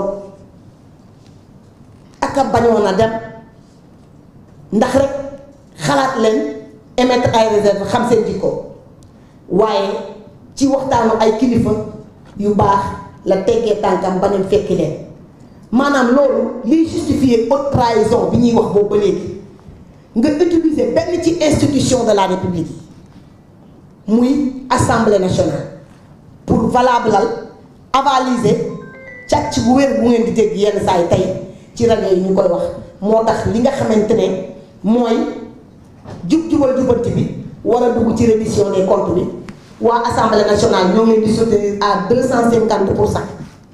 ñun député yi nga xamante ne ñoo génn di leen wax ne leen fii ngeen teg seen tànk foofu la lu ngeen war a réviser ci règlement intérieur bi xool leen ko pour pour mun jox sénégalais yi li nga xamante ne loolu lañ soxla pour convoquer ñi ngeen war a convoquer. jàpp naa ni ñu leen tiital yépp honorable wax na ko sànq mooy haute cour de justice bi te incha allah ñoom rek ñooy wax naan diw ngay bañ a dégg sàllaaw di ngeen ko dégg déedéet ñoom Ousmane Sonko la ñuy bañ a dégg sàllaaw dinañ ko dégg. le champion. waaw loolu leer na. le champion loo ko waxaati ba ki démb sax. maître du jeu le maître du jeu sàllaaw dinañ ko dégg. waaw li nga xamante ni mooy création ci justice 1000 bracelets électronique bëggoon wax bracelet sax ndax sama doom a ngi toog Waly Diouf Bodian defe naa li mu wax dëgg la bu doon dañuy fayonte rek foofu la ñuy commencé ñoom ñëpp yi takk bracelet ndax takki bracelet rek ñoo ma ci doy. gis nañ aussi ci suñu waxtaan ab tailleur de la justice bu génn ne mayoon nañ ko 50 millions ci biir bureau moom lu tax dénoncé wu ko lu tax waxul ne moom mayoon nañ ma ko damaa bañ loolu moo lay wax ne il faut que les réductions de comptes continuent à creuser parce que am na leneen lu des ñoom ñëpp ils vont parler loolu xale bu góor ba doon wax naan par aléña le téléphone a parlé donc jàpp naa ni su dee bilan bii dafa nekk bilan bu reconnaissant nekk bilan bu reconnaissance des progrès coalition bi nga xamante ne moom la présidente jiite di madame docteur Yaye Aïssatou Mbodj am na loo xamante ne am na yéene taxawe ko ci ginnaaw acteurs politiques yi taxawu leen ci wàllum santé ci wàllum éducation ci administration bi ci li nga xamante ni mooy parlement bi fexe ba nga xamante ne saay-saay yi di wax daanu teg seen gémmiñ parce que ñun ñoo ma nekkandoo woon xam nañ liñ doon def te duñ leen may ñuy dal ci kaw gouvernement buy liggéey pour sénégalais yi élu ak 60 et quelques % de la population sénégalaise bërki démb ñu ne waaw jeexal nañ dañuy noppi ñu dem élection législative ñu Sénégal nattal ñu 130 députés ñun nag am na lu ñu daan wax madame la présidente ba ñuy casse assemblée dañu daan wax une majorité sert pour gouverner. Madame l'honorable députée, cette majorité que le Sénégal vous a donnée va servir pour vous gouverner et accompagner le président Bassirou Diomaye Diakhar Faye et le premier ministre Ousmane Sonko. Je vous remercie. Merci beaucoup. Merci honorable Mame Diarra. Kon monsieur le ministre bala ñuy jox kàddu gi journaliste yi ñu laaj la nga ñëw defal ñu synthèse wax ñu tam sa kàddu. ma wax la nag di coalition bi dañ lay namm yow yaa amuloo jot ñu ngi la fi nekkal mais yaa nekk au début et à la fin donc di nga wax sa kàddu ñu jox journaliste yi bu ñu poser question ba pare doyen Assane Dia lee mun ñu jotaay bi mais nga xam ni ñëpp a ngi fi ñëpp a ngi fi ay gor lañ yu dul gedd léeg-léeg ma am problème samay problème nag bu ngeen ko déggee ñu koy wax ci presse bi ma waxaale ko par mercredi la am na ñoo xam ne bu ñu liiree conseil des ministres ba pare rek ñu commencé dal ci sama kaw léegi tàmm naa ko mais nag damay teel a reer balaa mercredi bala ñuy wax communiqué conseil des ministres bu ngeen di pare rek ñuy dal ci sama kaw je vous passe la parole. asalaamaaleykum.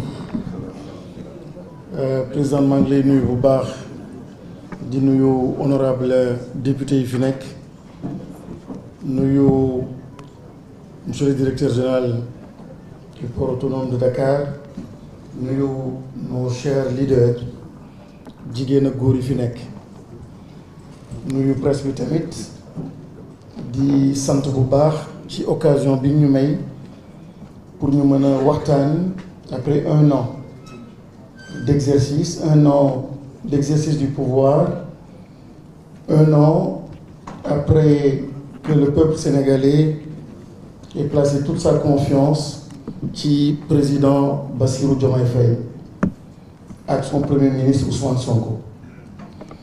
man nag amatuma li may wax ci justice leeral ngeen reddition des comptes leeral ngeen au plan économique leeral ngeen lépp leer na.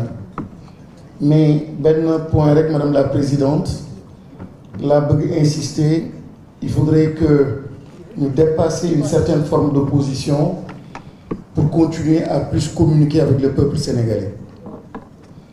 L'opposition n'avait pas gagné ici. Mars bi passé, ce n'était pas l'opposition. C'était une victoire du peuple sénégalais. C'est ça. C'était véritablement une victoire du peuple sénégalais. Et avec bien sûr, à la tête de ce mouvement du peuple sénégalais, un homme qui s'appelait Ousmane Sonko. Tout à l'heure, am na ñu jël kàddu wax sa vision, ses stratégies. On était dans les couloirs, mais je dis, la présidente, le Sénégal a une chance. Le Sénégal a une très grande chance. Plusieurs fois, je me suis rendu compte qu'il était visionnaire. Mais au-delà de sa vision, il y a un élément extrêmement important, c'est que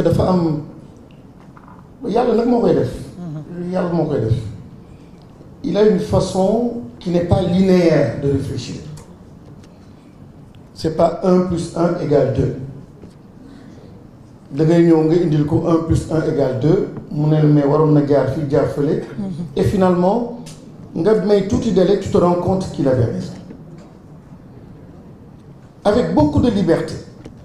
Pourquoi j'évoque ça? Parce que en parlant au peuple, nous devons comprendre que le contexte, il y a 2 contextes boo xam ne dañu marqué actuellement pouvoir bi première année. Le contexte géopolitique international et même africain. Le peuple sénégalais doit comprendre ce qui est en train de se passer. Il y a une incidence sur l'exercice du pouvoir. Bi ci mujj mooy lii xew États-Unis koo xam ni gëmatul mondialisation koo xam ni mi ngi renverser ordre bi fi nekkoon koo xam ni y avait des partenariats extrêmement forts lépp ngi bouleversé wu dans le monde mu amaat autour de nous des pays qui étaient avec nous économiquement, politiquement, ainsi de suite, lu bëri mi ngi soppeeku nga gis tamit des pays du Maghreb du ma ci tudd xam naa le directeur général du port na ma comprendre ni ñoom aussi ils sont très agressifs di profiter ci benn situation pour mën a économiquement s'implanter et puis am seen partenariat très fort avec d'autres pays et tout cela peut amener le Sénégal à perdre donc benn position ou benn leadership. Dans ce contexte, le président de la République, son premier ministre, son gouvernement et le peuple sénégalais, tous doivent se mobiliser pour l'essentiel. Pour l'essentiel. Ça, c'est un premier aspect. Le deuxième aspect, moom mooy lii xewoon ngir yàlla bu ñu ko fàtte. Il faut donner du sens à ce qui s'est passé. C'est mort. Ce désordre, cette catastrophe. Xam nga su jàmm amee doomu aadama da ngay teel a fàtte. Mais le Sénégal a frôlé la catastrophe. Et il y a des pays qui ne se sont plus jamais relevés de cette catastrophe. Et cette catastrophe boobu, ce qu'il expliquait, mooy l'aspiration très profonde des Sénégalais. Da nga gis koo xam ni musul def politique. J'ai vu, nous avons vu moment bi ñu doon def caravane da ngay gis ay maires yu màgget yoo xam ni gëj ñi leen gis ñu yëg dox ñu nekk di tàccu nekk ci biti pour montrer leur soutien à ce qui était en train de se passer. Ndaw mag ñëpp jóg un sursaut national. Donc c'est une victoire du peuple sénégalais. Une victoire pour la justice. Une victoire pour un changement profond. Et à tous les niveaux. Moi, je m'en rends compte, du secteur de meilleure éducation nationale, je me rends compte que l'aspiration est tellement profonde de changement. c'est une exigence ku nekk bëgg na tey jii cette notion de souveraineté bu mu nekk slogan ça correspond à chacun de nous tey jii ci culture da nga koy gis ci musicien da nga koy gis ci sunu kër ni ñu koy defee da nga koy gis ci lépp da ngay gis ni il y a une volonté de rencontrer sa propre identité loolu nag moo tax ma ne nañuy wax ak Sénégalais continuons de parler aux Sénégalais parce que vous avez parfaitement raison c'est de la distraction c'est de la distraction et les Sénégalais continuent de porter ce projet. Madame la Présidente, cette coalition qui est ici et ces leaders qui sont là damay ragal rek ñu bañ a natt seen leadership ak seen engagement par rapport à un poste. Et je ne veux pas le dire par rapport à moi ou etc. C'est pas, franchement, je le dis sincèrement. Qui me gis muy le premier Ousmane Sonko et quelqu'un l'a évoqué tout à l'heure, c'est sa générosité, son sens du dépassement. Moo tax à un certain moment donné mu ne je choisis quelqu'un d'autre ou d'autres personnes. Mais la phrase ak leen loo xam ni et j'étais surpris quand moi je l'ai retrouvé dans sa cellule li ko gënoon a marqué ak sonal moi c'était les enfants qui étaient tués. Ça daf ko ba léegi et donc pour juste une parenthèse, je ne veux pas revenir là-dessus sur la question de la loi sur l'amnistie. Ça c'est un problème. C'est un problème boo xam ni il ne peut pas mu nekk loo xam da ngay bàyyi noonu mu dem. Alors quand on clarifie la question en disant que la justice peut continuer à poursuivre ñoo xam ne war nañ leen poursuivre, il est tranquille. Et vous l'avez compris en disant je suis soulagé. Et j'ai entendu d'autres dire mais tiens moom moo neew lii donc il a été rabroué. Non du tout. C'était ça le point essentiel. J'invite donc cette coalition, ces leaders, à continuer à être généreux. damay wax trop ci générosité damay wax trop ci générosité le courage dëgg fit dëgg mooy ku généreux courage du doole mais tous ces obstacles intérieurs nga koy franchir te bi ñu doon xeex man de madame la présidente je crois que c'est vers 2 jours après la victoire lañ ma ne xëy na Guirassy xëy na nga nekk ministre de ma ne ko ah bon c'est-à-dire c'était loin de moi. Tout à fait. Et aujourd'hui ceux qui sont dans le gouvernement ceux qui sont dans l'exercice du pouvoir actuellement je suis certain qu'ils étaient tous dans le combat mais personne géntul woon ni 1 mois après 2 mois 1 an damay nekk lii damay nekk la. C'était une générosité, une spontanéité. Et ceux-là que j'ai rencontrés quand on était en campagne au directoire, j'ai pas vu un qui venait parce que par rapport à un poste. Tous étaient là par rapport à des convictions profondes. Et il ne faut pas donc que àdduna di dem mbir di dem ba di miroiter lépp etc. ba yóbbaale la fëqaale la. Je demande à chaque leader de rester donc avec ses convictions. Ses convictions, c'est le peuple. Ses convictions, c'est le Sénégal. Ses convictions, c'est le projet. Et qu'on se batte. Et je disais à un groupe que j'ai rencontré il n'y a pas longtemps, ma ne ko man de suma biir kër ganaar bi sax xàmmee naa ko. nga indil ma juróomi ganaar xam naa ku nekk li ngay xalaat ci man. xam naa sumay doom maa leen jur xam naa kenn ku nekk su ma deewee sa comportement mën naa prédire. Président Diomaye Faye ak Premier ministre Ousmane Sonko ñu ngi fële. Mais je suis certain d'une chose ñoo gën a xam kenn ku nekk ci ñun. Wallaay. Et j'ai dit la suggestion bi may def d'abord yàlla ay maye. Mais je dis la suggestion que je fais continuer sa yoon.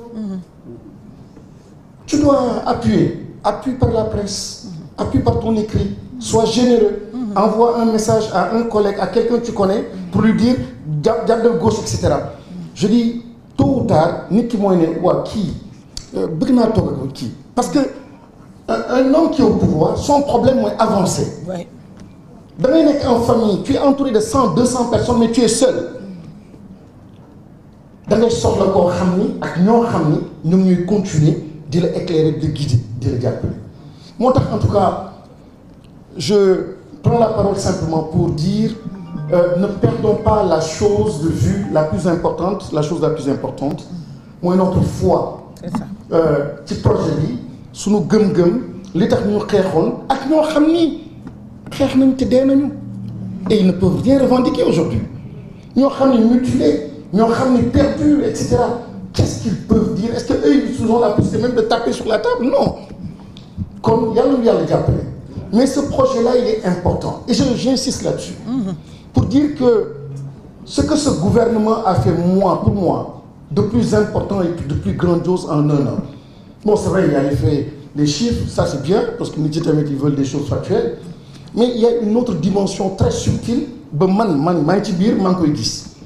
Moi c'est la chose disruptive maanaam changement profond bi nekk di opérer ci suuf. Nous on le sent. Et des fois ça ressemble à peut-être du retard. Je sens des fois may dégg wax xaalis de gisatuñ ko da ngeen téye xaalis et cetera. Non, c'est pas ça. Ce qui est en train de se passer, c'est un changement de paradigme à l'intérieur. Un ministère qui avait l'habitude d'aller tout seul, on lui dit oh reviens. Dafa am secteur boo xam ne da nga ko bokk kii. Donc léegi il faut ngeen diisoo, ce qu'on appelle les projets catalytiques. On n'avait pas l'habitude de travailler comme ça. Mais aujourd'hui, doomu aadama et puis surtout des ministères, des organisations qui pendant des siècles n'ont jamais eu à travailler comme ça, aujourd'hui on les met ensemble, on les force ensemble, on les oblige pour nekk dans une logique de rationalisation. Donc loolu si la mayonnaise prend à terme dina am impact boo xam ni njëriñu réew mi la. Exemple yu mel noonu moo am presque partout dans tous les secteurs. Ministre boo oo dina la ne aujourd'hui ce qui est en train de s'opérer, direction boo oo agence boo oo il y a des changements profonds, extrêmement intéressants. En tout cas di sant suñu borom bu baax ci li mu may réew mi et nous n'avons pas le droit et même l'opposition n'a pas le droit d'agir ainsi. Et j'invite l'opposition aussi à plus de sérénité, à plus d'humilité. Ce qui s'est passé il y a moins d'1 an, je me souviens sous nos dernières rencontres ici, c'était ici le rendez-vous. Pour justement la déclaration de candidature, vous étiez témoin. Bi ñu ñëwee ba lépp pare fii bombe lacrymogène dàq, on n'a pas pu l'organiser. Ce jour-là, chacun de nous voulait se suicider. Dinañ damay dem xeex parce que sa dignité mënu la ko may. C'est chez Habib Sy qu'on s'est retrouvé, qui a aménagé séance tenante son salon ak yeneen ak yeneen ak yeneen. Il y a moins d'1 an. Day baax que le Sénégal n'oublie pas, que le peuple sénégalais n'oublie pas. Nos leaders, nous n'avons pas le droit d'oublier, mais que l'opposition aussi n'oublie pas et soit plus humble. Il faut absolument que nous répondions à l'appel et aux aspirations du peuple sénégalais. Ce n'étaient pas les aspirations d'un parti ni d'une coalition. Su doon une cote la du dem, mais c'est le peuple qui a déjoué tout. C'est le peuple qui a dit non, c'est le peuple qui s'est battu. Et nous devons du respect à ce peuple. Nous devons du respect à ce peuple. Nous devons du respect à ce qui s'est passé. Je vous assure, quand le 4 avril passé, me gis la prouesse de ce régime, en remettant de l'ordre, j'étais fier de la République. On a un beau pays, on a un État. Le 4 avril, c'était beau. C'était la République. Je dis, si on avait perdu ça valait tous les sacrifices. Heureusement qu'il y a cette clairvoyance, heureusement qu'il y a cette sagesse et cette vision qu'on a. Donc, yàlla na yàlla dimbali, yàlla na yàlla jàppale, et que pour tout le reste du mandat, que ce soit succès sur succès, Inch'Allah. Merci jërëjëf. Merci monsieur le ministre. Monsieur le ministre, li mu mën a témoigner tam mooy à chaque fois sa xel a ngi ci coalition bi. Et justement parlant de la fête de l'indépendance, le président nous a doté de 150 cartes. 150 cartes. gëwuma ni Sénégal même les militaires jox nañ leen ñu jox ko la coalition Diomaye président, enveloppe bi dañ ko dédié présidence de la République, la coalition.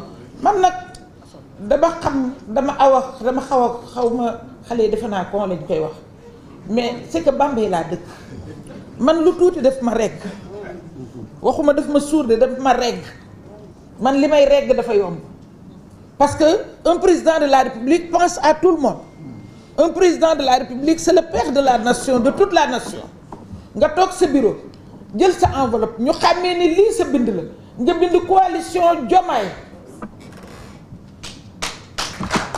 ñu ngi nii monsieur le ministre newuma kenn kaay jël sa carte man maa jël des coursiers jox leen numéro fay leen ni leen dem leen ngeen yóbbul ko ba ci seen kër parce que foofu la leen seen kilifa teg foofu la leen seen président coalition teg foofu la leen seen àndandoo teg ki ngeen jàppale ba mu toog fàttewu leen tey waaye ak am ngor le 13 mars dama doon dem màggalu Mbàkke Kajoor mu ne ma maman docteur waxal waa coalition bi ne fàttewuma kenn ku jël 1 litre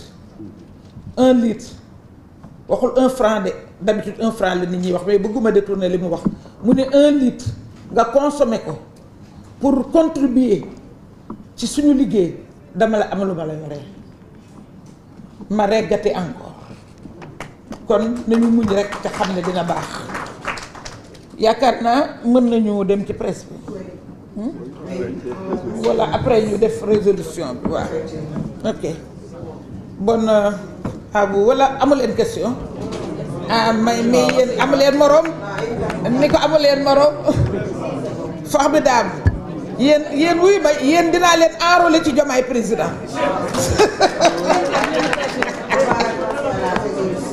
waaw donc nañ may 2 minutes pour ak doyen après ñu lire la résolution doyen 2 minutes s'il vous plaît.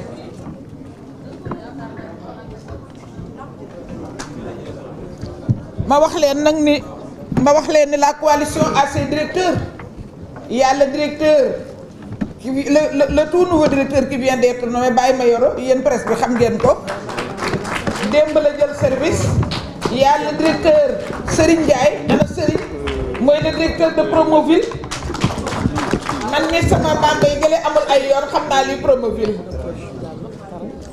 docteur Diallo waaw ani professeur docteur félicitations moom tam waaw Diallo la présidente dëgg la li ma am ci ñu bëriwul mais d'abord nga may ma mu nuyu la gërëm la bu baax ci liggéey bi ngay def dinaa nuyu aussi le ministre Gracie nuyu l'honorable Adji Marème Mbacké nekk nit ku baax Mame Diarra maa ngi koy nuyu Mamadou Dia Moustapha Ndiir docteur Ka ak maître Ablaye Tine. Mesdames, Messieurs de la presse, je suis professeur de philosophie.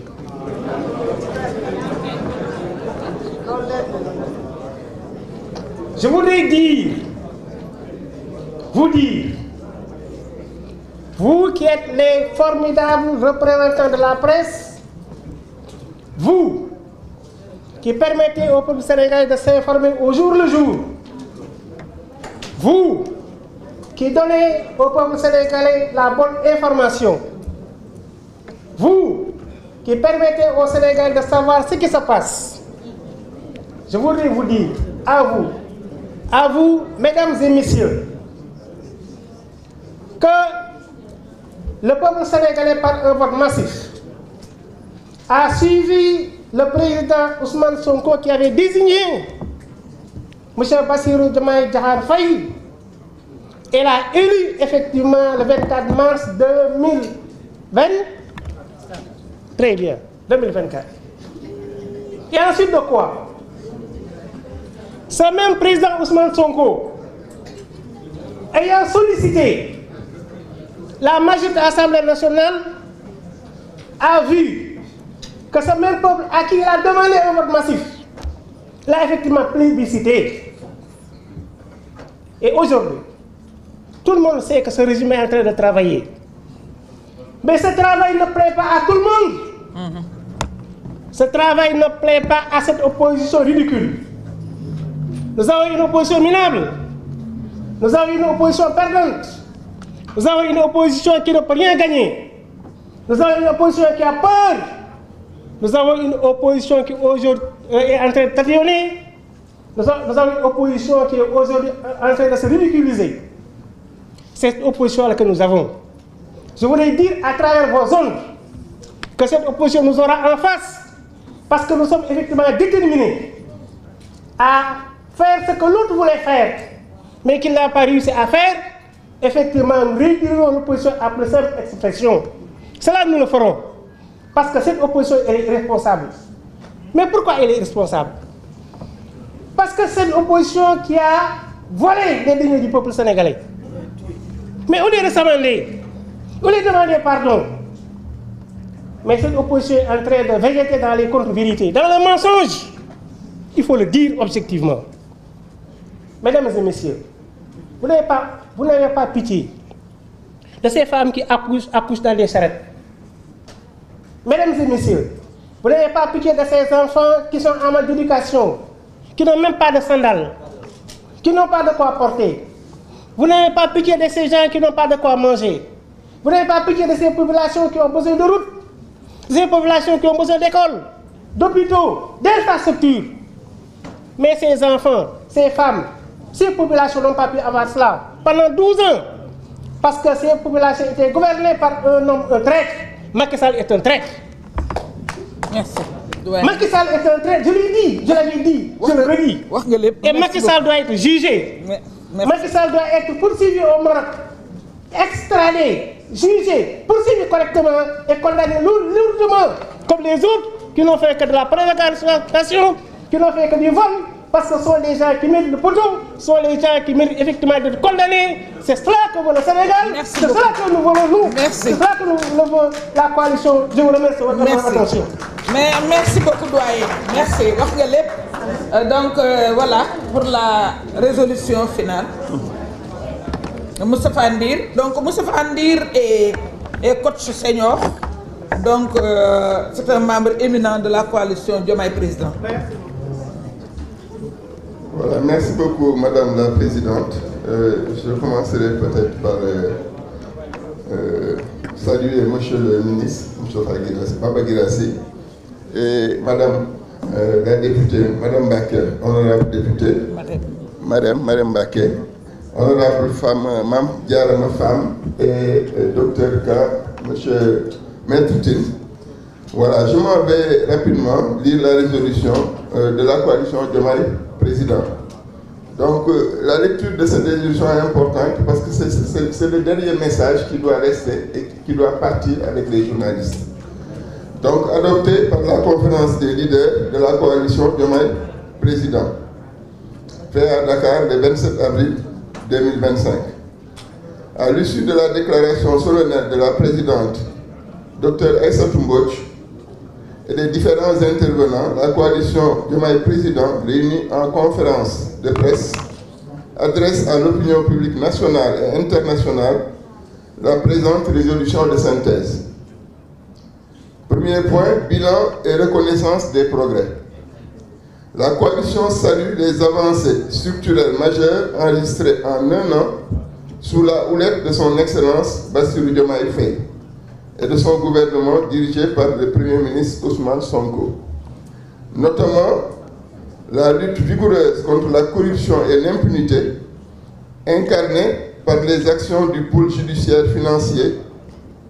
Notons que 292 dossiers ont été traités, 262 interpellations ont été effectuées, 15 milliards de francs CFA récupérés, et plus de 135 milliards de francs CFA de biens saisis.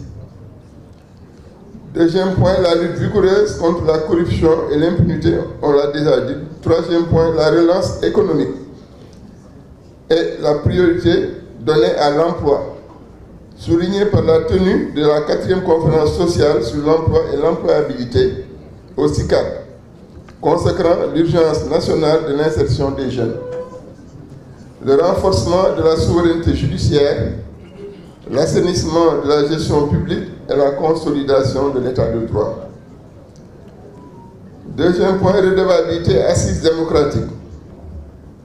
Conformément à la décision du Conseil constitutionnel, la coalition rappelle l'exclusion des crimes de torture et des atteintes à l'intégrité physique du champ de l'amnistie, en garantissant que ces graves infractions ne peuvent bénéficier d'aucune mesure de clémence.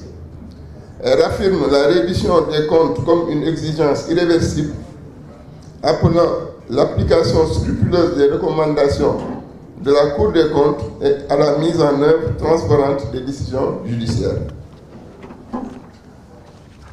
Enfin, nous allons procéder à un appel à la responsabilité collective. La coalition invite l'ensemble des acteurs économiques, syndicaux et institutionnels à faire preuve de patriotisme exigeant et responsable. Soutenir fermement les réformes structurelles et s'abstenir de tout acte susceptible de fragiliser l'intérêt général. Militants, sympathisants et responsables territoriaux sont encouragés à intensifier la mobilisation populaire. Organiser des campagnes d'explication des réformes, mettre en place des plateformes citoyennes de suivi et de dialogue. Nous faisons un appel à l'unité et au soutien indéfectible. La coalition renouvelle son soutien indéfectible au tandem Diomaye-Sonko et à la présidente Dr Aïssatou Mbodj, garant du cap 2050 pour un Sénégal souverain, juste et prospère. Elle condamne fermement toute tentative de désinformation, de sabotage politique, en assurant qu'aucune manœuvre n'ébranlera la marche irréversible du projet national Jub Jubal Jubanti. Enfin, perspective et prochain jalon, la coalition réaffirme son engagement à participer activement au dialogue national du 28 mai 2025 afin d'affiner les perspectives d'avenir et de renforcer les alliances autour de la transformation profonde du Sénégal. Elle mettra en place une veille stratégique et populaire continue pour garantir le suivi et l'évaluation des réformes et veillera à la diffusion régulière des indicateurs de progrès auprès de toutes les parties prenantes. Vive le Sénégal, vive la coalition Diomaye Président. Pour la coalition Diomaye Président, la présidente Dr Aïssatou Mbodj. Nous vous remercions. dinaa si sànni quelques kàddu wolof ndax yóbbal dafa am solo soo koy def nga def ko ci sa langue kàllaama réew li may wax rek mooy doyen Assane Dia dafa wax léegi ki fi nekkoon ba nit ñi jëlee ko fi dafa doon wax je vais réduire l'opposition à sa plus simple expression waaye moom bi mu doon wax loolu boppam la doon waxal mais léegi ñiy opposé wu dañu war a jàpp ni opposé wuñu contre système mais dañu opposé wu contre li ñuy wax le jub jubal jubbanti et maintenant c'est le jub jubal jubbanti qui risque de réduire cette opposition à sa plus minime expression parce que ce qui est important c'est que cette gouvernance actuelle, une gouvernance de rupture et de transformation systémique, c'est une gouvernance qui est portée par une aspiration forte des populations. Et donc, qui s'oppose à ça,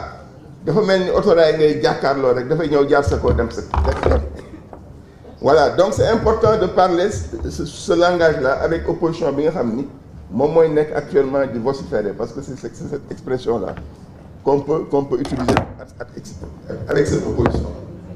Bon, maintenant, ce que je voudrais peut-être lancer à tous ceux qui sont, voilà, tous ceux qui sont avec nous, c'est que Seigne Fallou dafa daan wax man maay Sénégal bu mu daan wax man maay Sénégal ñu naan ko li tax ngay wax yow yaay Sénégal mu ni parce que man du ma weer kenn mooy verte bi jaune bi mooy du ma sonal kenn rouge bi mooy du ma rusloo kenn ñun nag politique Sénégal dañ ko war a soppi te si tànk yooyu lay dox war ñu nekk politique bu polémique ak manipulation ak manœuvre dañu war a nekk politique bu jubal jubbanti loolu la ñu suñu diine laaj parce que yàlla suñu borom day wax si alquran fastaqim kama umirta loolu rek mooy jubal jubbanti asalaamaaleykum wa rahmatullahi taala wa barakatu. maa ngi leen di gërëm wax nañ fi bilan bi moom laa jot la commenté ci bi Assane jëlee kàddu ba pare ana monsieur le ministre maa ngi bëggoon wax ni que nous pouvons être fiers de notre bilan, du bilan présenté ici par différents acteurs.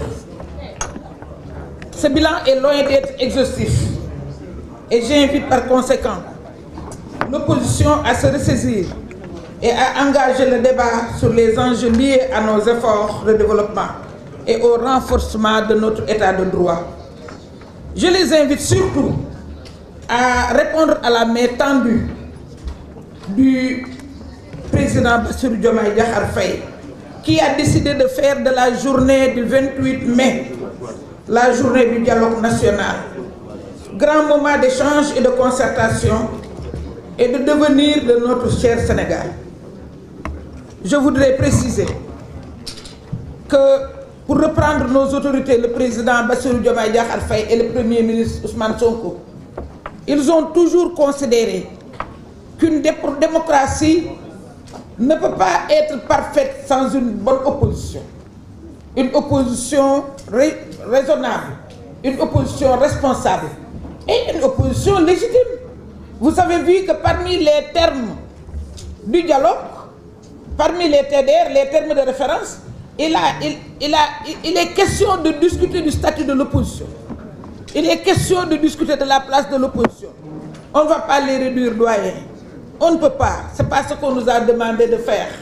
Donc, nous allons collaborer avec l'opposition, mais nous devons attirer cette attention pour voir les réunions qui sont te lu ñu bokk mënuñu koo séddoo duñu leen tooñ duñ ñu tooñ gouverner nañu.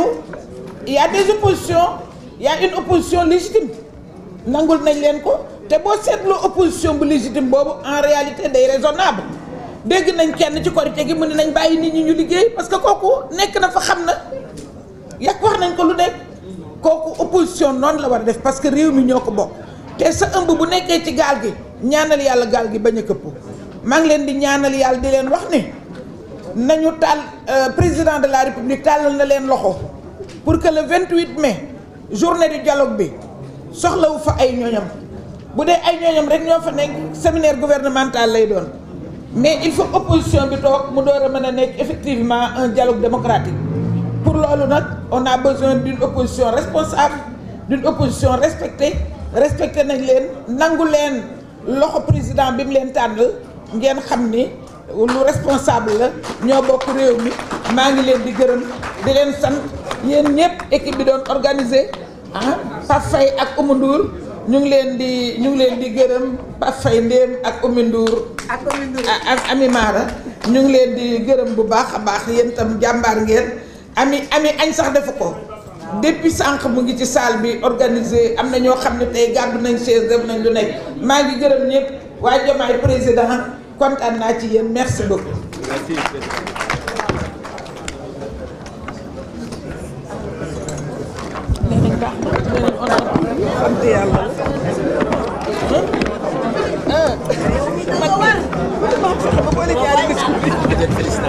Merci. Vous enverrez un message. waaw d'accord félicitations madame la présidente. waaw merci. mais ka wax président nag maa ngi woon ci task force bi. non wax naa ko. wax na ma ko de. wax na ma ko de xel day fàttu. te yow comme dama nekk ci sama biir. waaw waaw Pape Cissé moo tax. waaw man suma yaay Pape Cissé mooy sa. xam nga ma Pape Cissé ñoo bokk liggéey. président. waaw na nga def. ça va bien. waaye jërëjëf. waaw d'accord inchallah Fatou félicitations.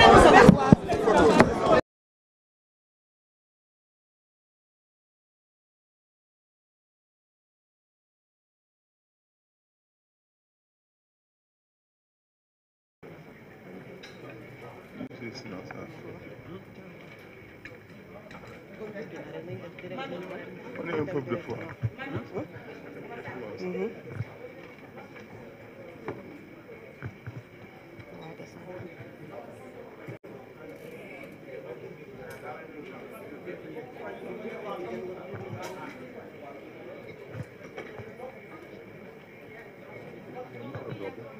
day ne fële ñu koy teg fee